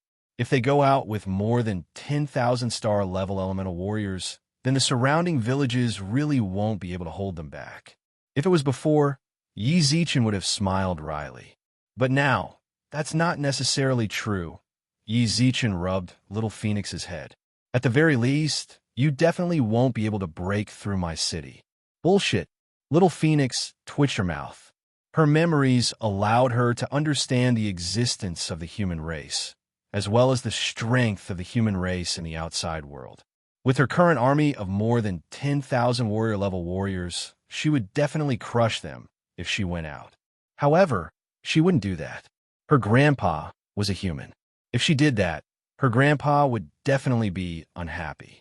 What's more, she had no grudges against the human race, so there was no need for her to bully them. Her thoughts were very simple. If anyone dared to bully Grandpa and Dad, then she would take some people to beat up those bad guys. Haha. Yi Zichen didn't explain further when he saw Little Phoenix's cute appearance. Their Chaos City had hollow mines. Star level, there really wasn't anything to worry about. Lin, you just said that warrior level is the star level. Then the general level. Generals are all star system level. Then what about the commander? Yi Zichen's gaze instantly darkened. If all the generals were star system level, then wouldn't the commander mean universe level? As soon as the Little Phoenix said that, Yi Zichen's expression instantly turned frighteningly ugly. Universe level? Wasn't the fire elemental commander just a star level? Was he hiding his strength? If that was really the case, Lilin, I know what Grandpa wants to tell me. The Little Phoenix giggled. You want me to be careful of that salted fish commander from before, right? That's right. To tell the truth, Yi Zichen was rather surprised. This Little Phoenix really was a little mischievous. Don't be afraid. I'm waiting for him to come. The Little Phoenix twitched his mouth. It's best if he comes looking for me. If he doesn't, then I'll have to go look for him myself. It'll be very troublesome. You want to look for him? Yi Zichen frowned. That's right, the Little Phoenix giggled. I want to see him so much. I was still young when he bullied Mommy, so I didn't have the ability to protect her. Now, I've grown up. With that, the Little Phoenix clenched his fists. I have to catch him. I have to pay him back double for how he bullied Mommy. He owes Mommy, and he owes me. Chapter 23:12. Little Phoenix knows everything. Yi Zichen looked at Little Phoenix's clenched fist. A hint of shock flashed across his heart. If that's the case, then she should know that Lil Fire isn't her father, and I'm not her grandfather. That's what my brain told me. Little Phoenix's expression darkened. Then, in less than half a minute, she returned to her mischievous self. It was as if the words she said earlier weren't from her. Since Little Phoenix said that, then Yi Zichen could be sure that the memories in her mind were most likely from the fire elemental fairy. Of course, there was also the possibility that Little Phoenix was lying. However, Yi Zichen didn't want to think of Little Phoenix as someone with too many thoughts. She should just continue living with a carefree smile. Our Lilin is so amazing. Yi Zichen patted Little Phoenix's head. Little Phoenix giggled as if she enjoyed the caress. Grandpa, don't worry. If that bad guy dares to come, I'll definitely beat him until he pisses his pants and make him regret coming to find me. Little Phoenix squinted her eyes and clenched her fist with a serious expression. Then she tilted her head. But why'd he come to find me? Didn't he already run away? About that, it would be very troublesome to describe what the fire elemental commander did outside.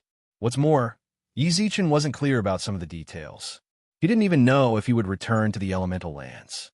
The only reason Yi Zichen dared to come here was because he cared about Little Phoenix's situation.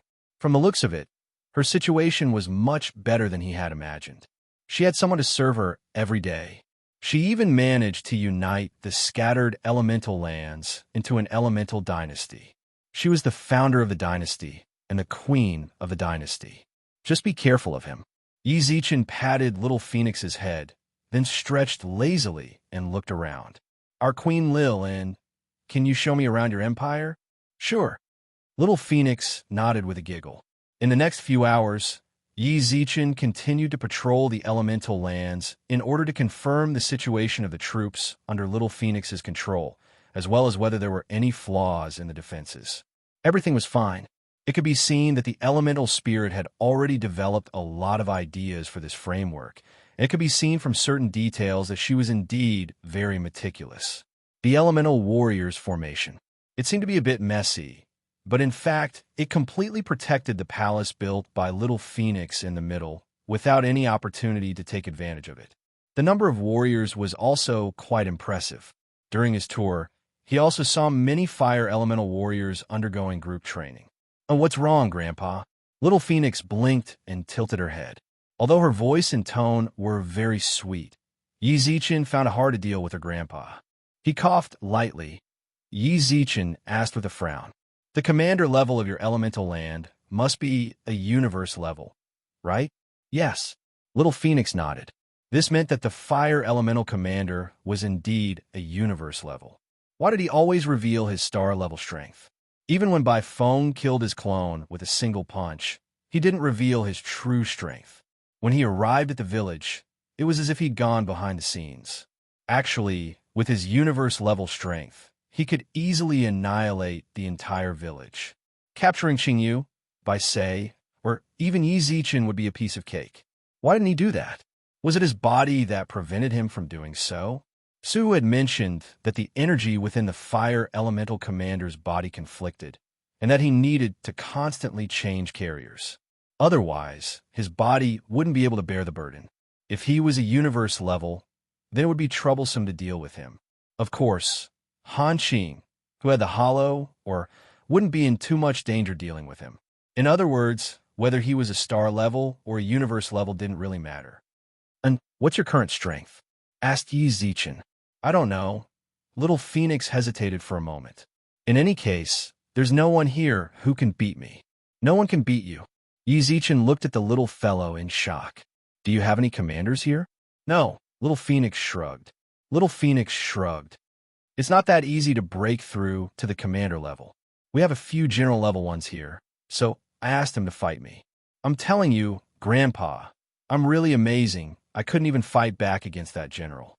Later on, I even asked him to call a few generals. Hey, it wasn't enough.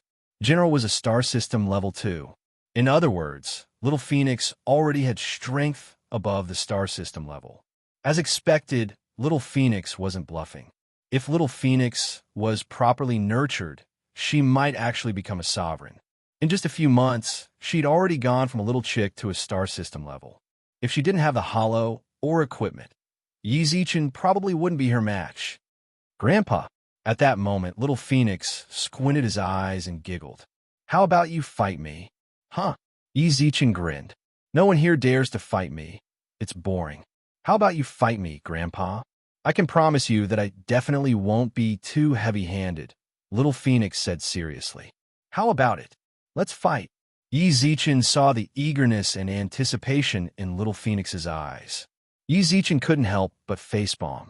The elemental fairy he saw earlier was clearly a very gentle woman, but Little Phoenix looked like a fighter. Yi Zichen touched his robe. It was a piece of armor forged from the Hollow, Oregon. Everything he knew about the Hollow came from Chicano and Bell. As for the specifics, he wasn't sure. Little Phoenix was a star system level, and the Hollow could defend against attacks below the universe level. What's more, Yi Zichen's equipment had been upgraded 5 times. Grandpa, let's fight. Yi Zichen could tell that little Phoenix was really looking forward to it. Yi Zichen hesitated for a moment. He didn't want to disappoint little Phoenix too much, and he also wanted to test whether or not the hollow or his defenses were as invincible as they said. Yi Zichen revealed a doting look and pinched little Phoenix's pink cheeks. All right, come on. I'll say this first. You have to hold back a bit. Grandpa is old, and my body isn't as strong as you youngsters, so don't make me fall apart. Take this. Little Phoenix smiled, then spat out a mouthful of lava towards Yi Zichen. Chapter 23:13. It came just like that. The sudden appearance of the lava gave Yi Zichen quite a fright. It was as if it was a conditioned reflex. Yi Zichen pushed himself off the ground and jumped several meters before stopping. Yi Zichen couldn't help but click his tongue when he saw the lava on the ground. This was already the core area of the land of elements. The fact that the lava could stay on the ground here, all of them had extremely high resistance to high temperatures. When the lava landed on the ground, it actually melted a hole in the rocks. One could only imagine what would happen if the lava landed on Yi Zichen's face. He would definitely be disfigured. Lilin, that's a bit too much, Yi Zichen said. To fight? It's not like it's a duel. Why do you have to do it openly if you can sneak attack? Little Phoenix stuck out her tongue. But Grandpa, your reactions are so fast. You're not like an old man at all. I'm not old. Yi Zichen muttered to himself. I haven't lived for that long. I was just saying it casually. Even though that's what I thought. On the surface, Yi Zichen still sighed like an old man. No, Grandpa is old. F***CK. Before Yi Zichen finished, Little Phoenix spat out another mouthful of lava towards him. Little Phoenix definitely learned the essence of sneak attacks. I'll spit it when you're not paying attention. This time, even Yi Zichen's reflex was unable to save him as he retreated. Some lava still landed on him. The lava, which was clearly able to melt the ground of the land of elements, did not even emit white smoke when it landed on Yi Zichen's robe, let alone melt it. How did the magma splash onto the robe? It just slid down the robe. F***CK, not bad. Yi Zichen grinned when he saw that. Little Phoenix frowned, as if she was a bit angry about why her lava had no effect. I don't believe it. Tut, tut, tut. Little Phoenix's mouth was like a machine gun as she spat out several mouthfuls of Phoenix saliva. There were no surprises. None of it left a mark on Yi Zichen's robe. Lilin, how can you spit at Grandpa? Little Phoenix pouted angrily. Previously, when she fought with the elemental generals and warlords, they would admit defeat after spitting a few mouthfuls of lava. The Phoenix's saliva, which had always been successful, did not work. Yi Zichen squinted his eyes, and the little Phoenix's entire body suddenly burst into flames. The blinding light caused everyone to instinctively be on their guard. At that moment, Yi Zichen felt a punch to his chest. Lowering his gaze, impressively, it was little Phoenix's little fist that was imprinted on his chest. Oh, smart. Yi Zichen nodded with a smile, using flames to attract the opponent's attention, then launching a sneak attack himself. Little Phoenix's brain was still quite bright when it came to fighting. Unfortunately, she bumped into Yi Zichen, who was wearing the hollow or suit. Do you really want to kill me? Yi Zichen tilted his head and smiled. Little Phoenix stared at the relaxed Yi Zichen, then bit his lips and hammered his fist down. He did not feel anything at all. From Little Phoenix's expression, it could be seen that she had really used all her strength to drink milk. Perhaps she had a very high enthusiasm for victory. Unfortunately, he didn't feel anything at all. No matter how hard the little Phoenix struck, Yi Zichen couldn't feel any of its power reach his skin. A full 10 minutes. I'm not fighting anymore. Little Phoenix sat on the ground and began to act like a spoiled child. It's not fun. It's not fun at all. I won't fight with Grandpa anymore. You won't even let me win. Was this not considered giving way? From start to finish, Yi Zichen didn't retaliate at all. Don't be angry. Yi Zichen squatted on the ground and rubbed the little Phoenix's head. How about this? Grandpa will bring you some good food when he comes back. Delicious. Little Phoenix's eyes lit up, but he quickly remembered that he was still angry, so he turned his head away and pouted. I don't care. All right, our Lilin is a good boy. Yi Zichen patted the little phoenix's head. Actually, our Lil and is already amazing. Is that so? Little Phoenix seemed a little happy. Little friends, he still liked to be praised. That's right. Our Xiao and couldn't even fight back when he was beaten by Grandpa. Isn't that impressive? Also, during the battle, Lilian's thoughts were quite flexible. He launched many unexpected attacks, and even Grandpa fell for them, said Yi Zichen. That's... Little Phoenix looked up. I have a lot of thoughts. It's just that his attacks are rather simple. His thoughts are clear, but if his attacks are simple, then it might be very troublesome when he encounters stronger opponents in the future, said Yi Zichen. Then what should I do? No one can teach me. Grandpa will go down and bring you a few secret scriptures that you can use. Okay. Little Phoenix seemed to be really keen on fighting. When it came to giving her cultivation method, it made him happier than giving her food. Also, bring me some good food as well. No problem. Yi Zichen smiled towards Little Phoenix. Yi Zichen smiled towards the Little Phoenix, then gained a bit of an idea of the defensive capabilities of his hollow, or set.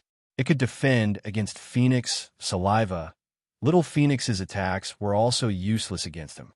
It should be said that Little Phoenix was above the universe level, yet he was immune to her attacks. This meant that Chicano and Belly were right. Universe-level attacks shouldn't have much of an effect on him. I have to find some cultivation techniques for Little Phoenix when I get back. Logically speaking, the best choice would be to get them from Little Phoenix. She was the spiritual Phoenix sovereign and a member of the Phoenix race. The cultivation techniques she found would definitely be very suitable for Little Phoenix. Unfortunately, ever since Little Phoenix said that he couldn't contact her, Yi Zichen really hadn't done so. This was the first time she had contacted him in such a long time. She even told him that the Fire Elemental Commander wasn't dead. Yi Zichen was actually quite concerned about what Little Phoenix was doing. Her current actions caused Yi Zichen to be more or less concerned. No matter what, the two of them had met in the second world, and their relationship was the best among all the people they had met in the second world. She was also the one who told him many things about the universe, and she's coming to the Blue River planet to meet him. I really don't know what she's doing. Yi Zichen shook his head. He saw that Little Phoenix had already found a few warlords to fight, as if she wanted to vent her frustration at not winning. She watched as the warlords were beaten to a pulp. Yi Zichen could only sigh silently. At that very moment, at the docking area of the Blue River planet, practically all of the docking staff had come out, and all of the armed personnel had gathered there as well. They were right above their heads. A battleship appeared in the skies above Blue River planet, attracting everyone's attention. Chapter 23:14. He wanted to travel through the universe. Spaceships were a necessary means of transportation. No matter how strong a human was, as long as they were below the tidal level, it would be very difficult for them to travel through the universe for a long period of time. Humans were not machines. They could not provide energy like spaceships, which allowed them to travel through the universe at a speed above the speed of light. Thus, even some overlord sovereigns would choose to use spaceships when they wanted to travel through the universe. Unless it was something extremely urgent, they would not hesitate to expend their own energy to perform a long-distance spatial jump. Of course, the result was that a person would have to expend a lot of energy. If they encountered an enemy along the way, it would be very difficult for them to face them in peak condition. There were many grades of spaceships that could travel through the universe.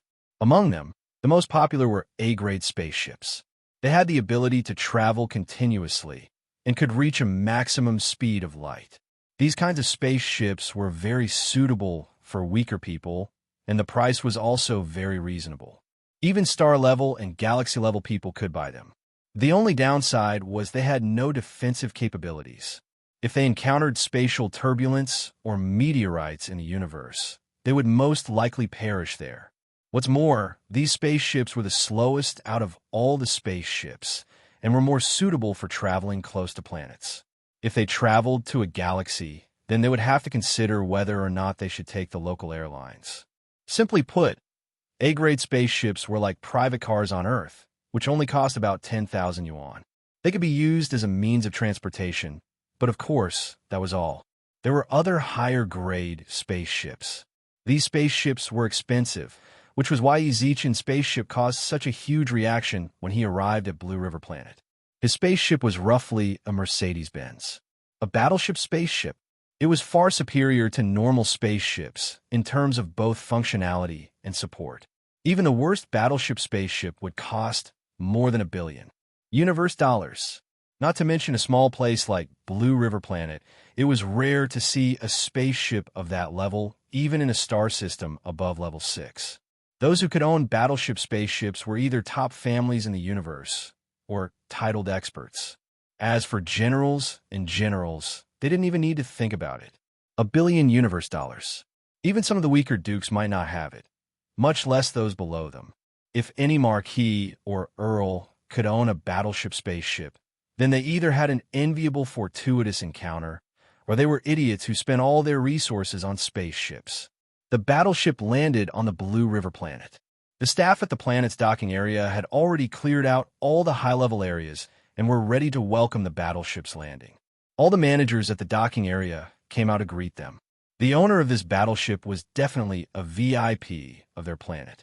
About 10 minutes later, the battleship landed on an empty space that had been cleared out by the docking area. Thick smoke and dust blew on the people around them. Even so, the managers and employees of the planet docking area maintained gentle smiles and waited respectfully. In the distance, many residents of the planet or those who were preparing to leave in their own spaceships also gathered around, wanting to see what the battleship looked like. One had to know that a battleship-class spaceship was not something that could be seen at a place like this. Warship class, it's really a warship class. Far away from the planet's docking point, the appearance of a battleship-class spaceship had alarmed the highest commander of the Blue River Star. As he flew through the air, he was followed by dozens of subordinates. These subordinates all had important positions on the planet. On normal days, these managers were very secretive, but at this moment, they were all gathered here. The planet commander's eyes were filled with amazement as he looked at the battleship that had landed steadily. Our Blue River Star has not had a battleship-class spaceship land for hundreds of thousands of years. Today's events must be recorded. Also, when the owner of the battleship comes down, be alert. Do not let that lord feel uncomfortable, understood? Understood. The many experts behind the planet commander nodded. They all knew very well what a battleship-class spaceship represented. Such an existence they did not expect to get the other party's appreciation, but at least they could not let the other party have a bad impression of the planet. The slightest carelessness. It was very possible that with a wave of the other party's hand, their entire planet would be destroyed. Father, do you have to? Behind these people, there was an arrogant young man curling his lips. He was the only son of this planet's ruler. Just now, he was having fun with his scoundrel friends. Suddenly being called over by his father made him feel a little uncomfortable. Who cares who he is? You guys have already given him enough face by coming to greet him. Why did you have to ask me to come as well? You know, I'm about to break through to the star rank. I need time. Shut up, the ruler raged. Don't think I don't know what you're doing. Breaking through to the star rank. You dare say that? I've hired so many teachers for you. Spent so many resources for you. Even a pig would be a star by now. Yet you're still at domain level 9.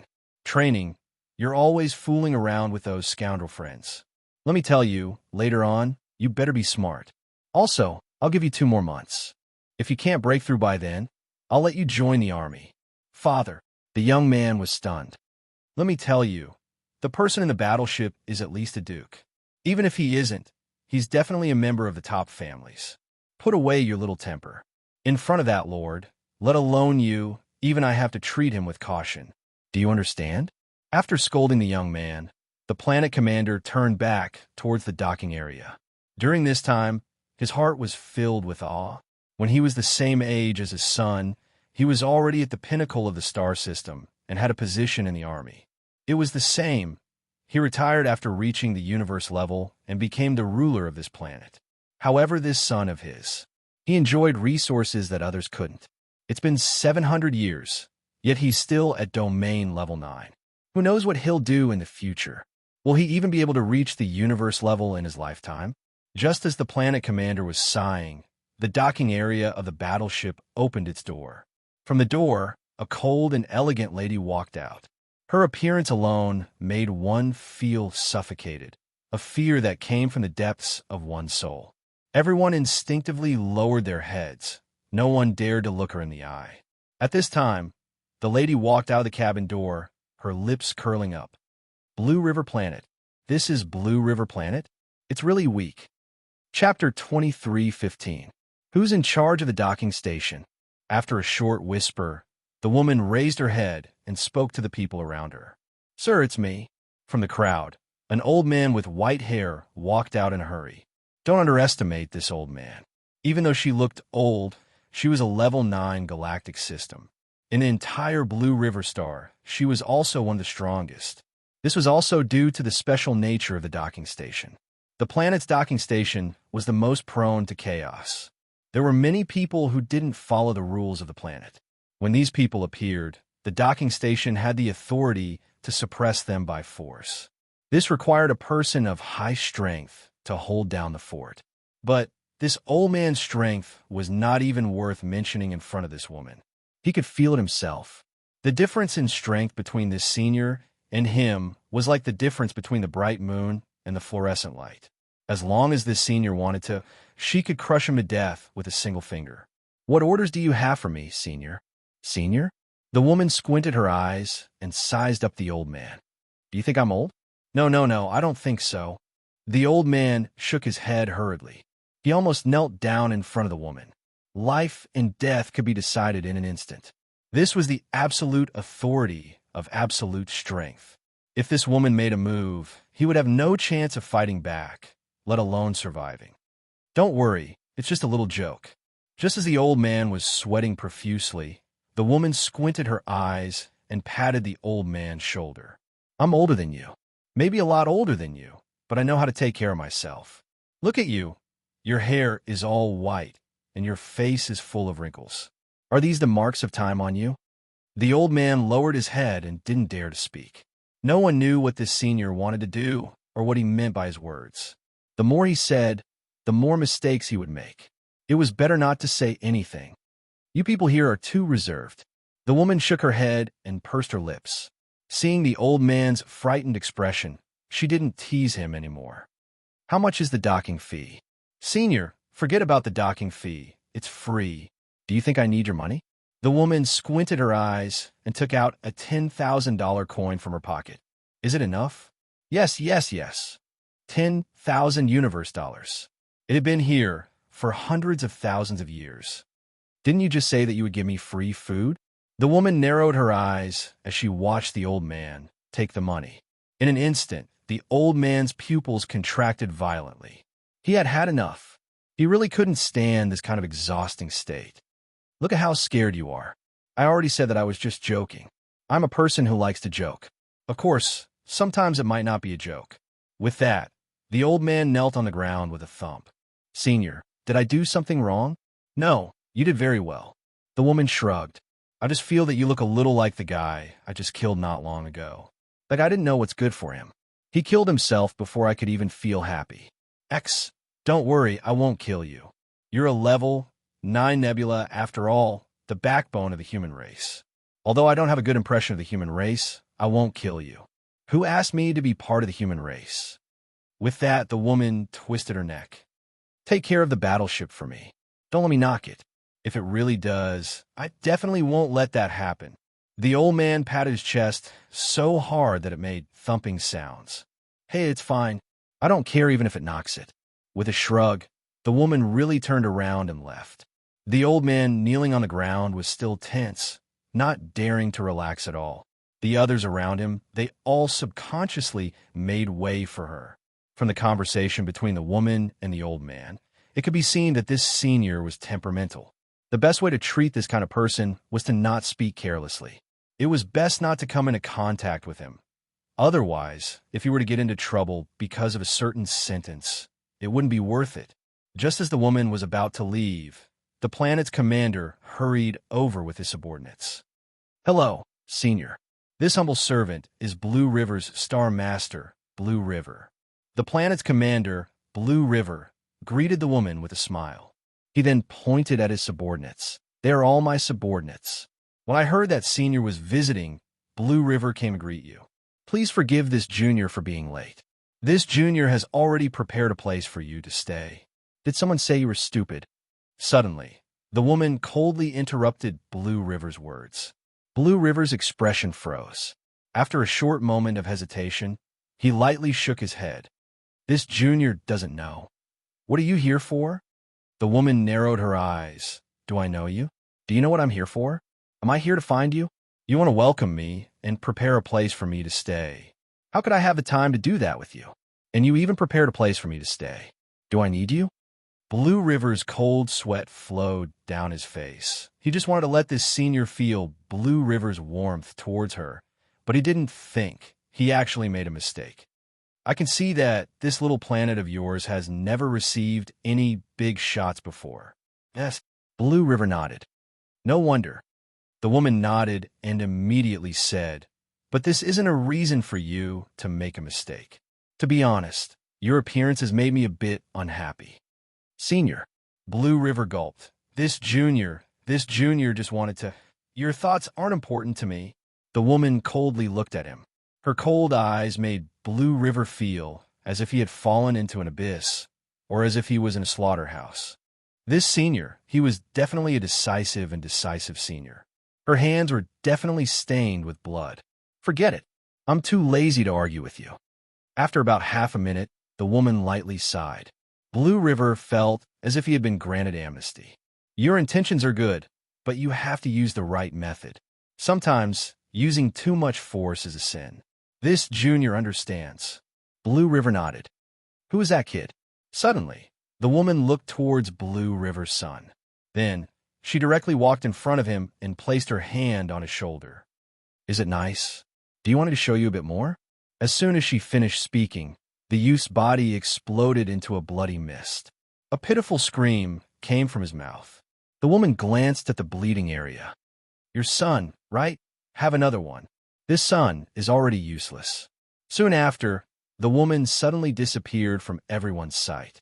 Blue River silently watched this scene, but when he looked at his son, he didn't feel any pity. "You're looking to die?" On the way here, he had told him countless times.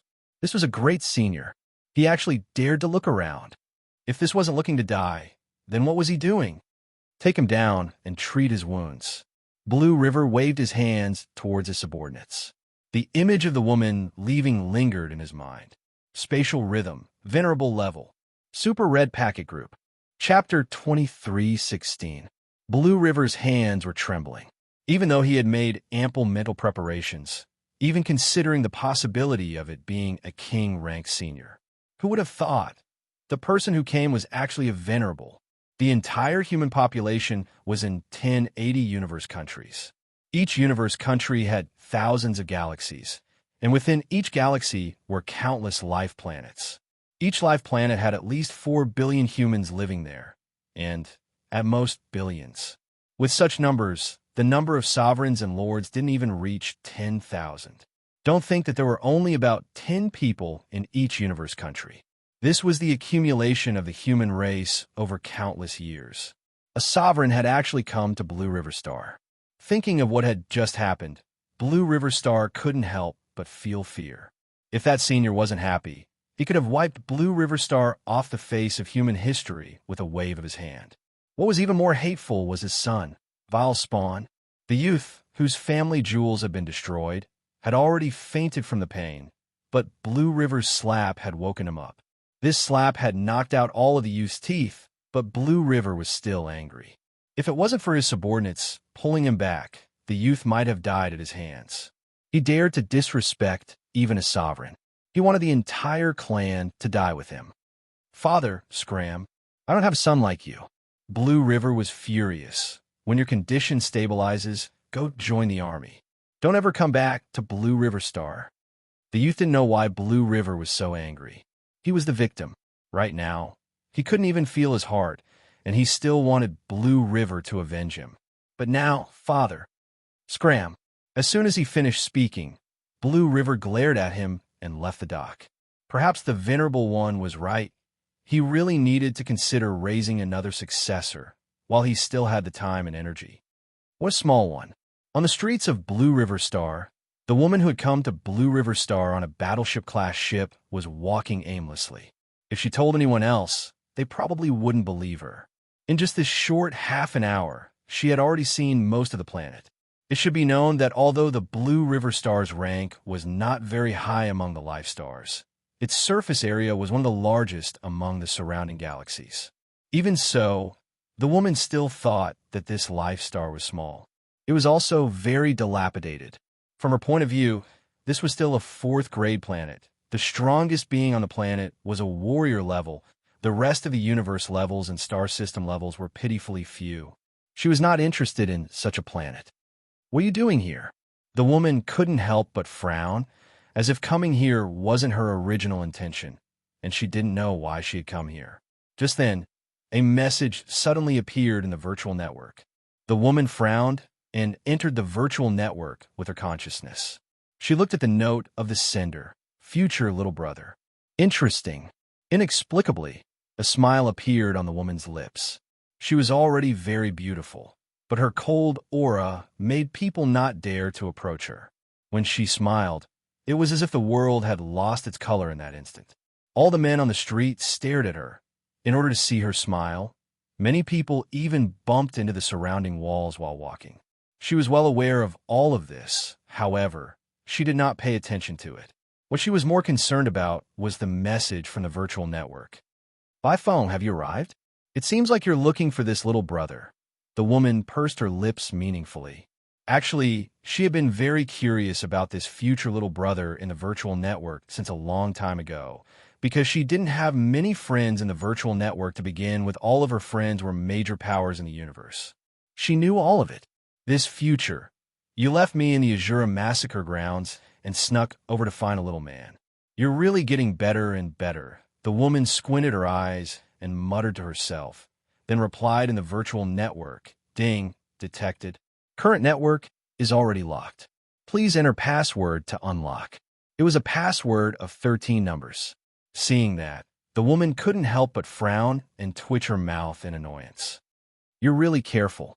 Unfortunately, isn't it easy for me to find someone? My little cutie, there's always a flaw. With that, the woman's consciousness covered the entire planet.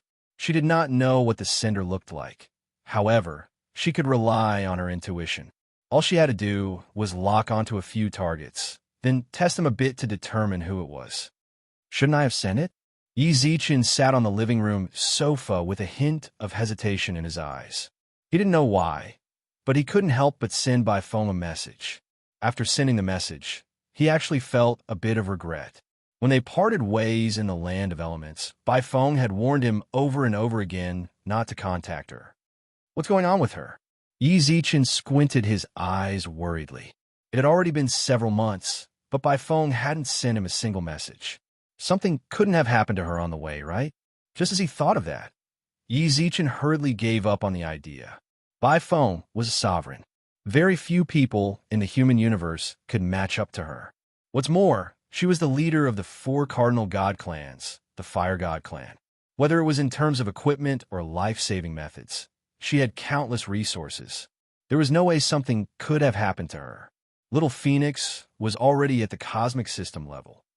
She needed to learn more about it. It shouldn't be a problem if he just asked her a bit, right? Yi Zichen looked into the room. It was still empty. There wasn't a single living person in the room. There were only a few guards standing guard outside. I'm all alone. I'm so lonely. Yi Zichen felt like he might as well go to the second universe. At least there were people there. As for his castle, Bayer took Bayin out to play every day. Bayu studied hard. When Su Yun finally came, he spent every day in the arena. There was no sign of him at all. He clicked on the virtual network. After everyone stopped going to the second universe, the chat group became rather quiet. In truth, what Yi Zichen cared about the most was Bai Feng. Ever since she arrived with the time ferry, she hadn't shown her face at all. Yi Zichen really wanted to meet her, ask her some questions, but she just didn't come out. It was as if she'd evaporated into thin air. Be careful. All of a sudden, Yi Zichen, who was muttering about by phone in the virtual network, received a message from her. There was no beginning or end. Just two simple words. What do you mean? Where have you been all this time? Why haven't you said anything? I have a lot of questions. Ding. Your message has been sent. The other party has rejected it. Blocked. Red packet server.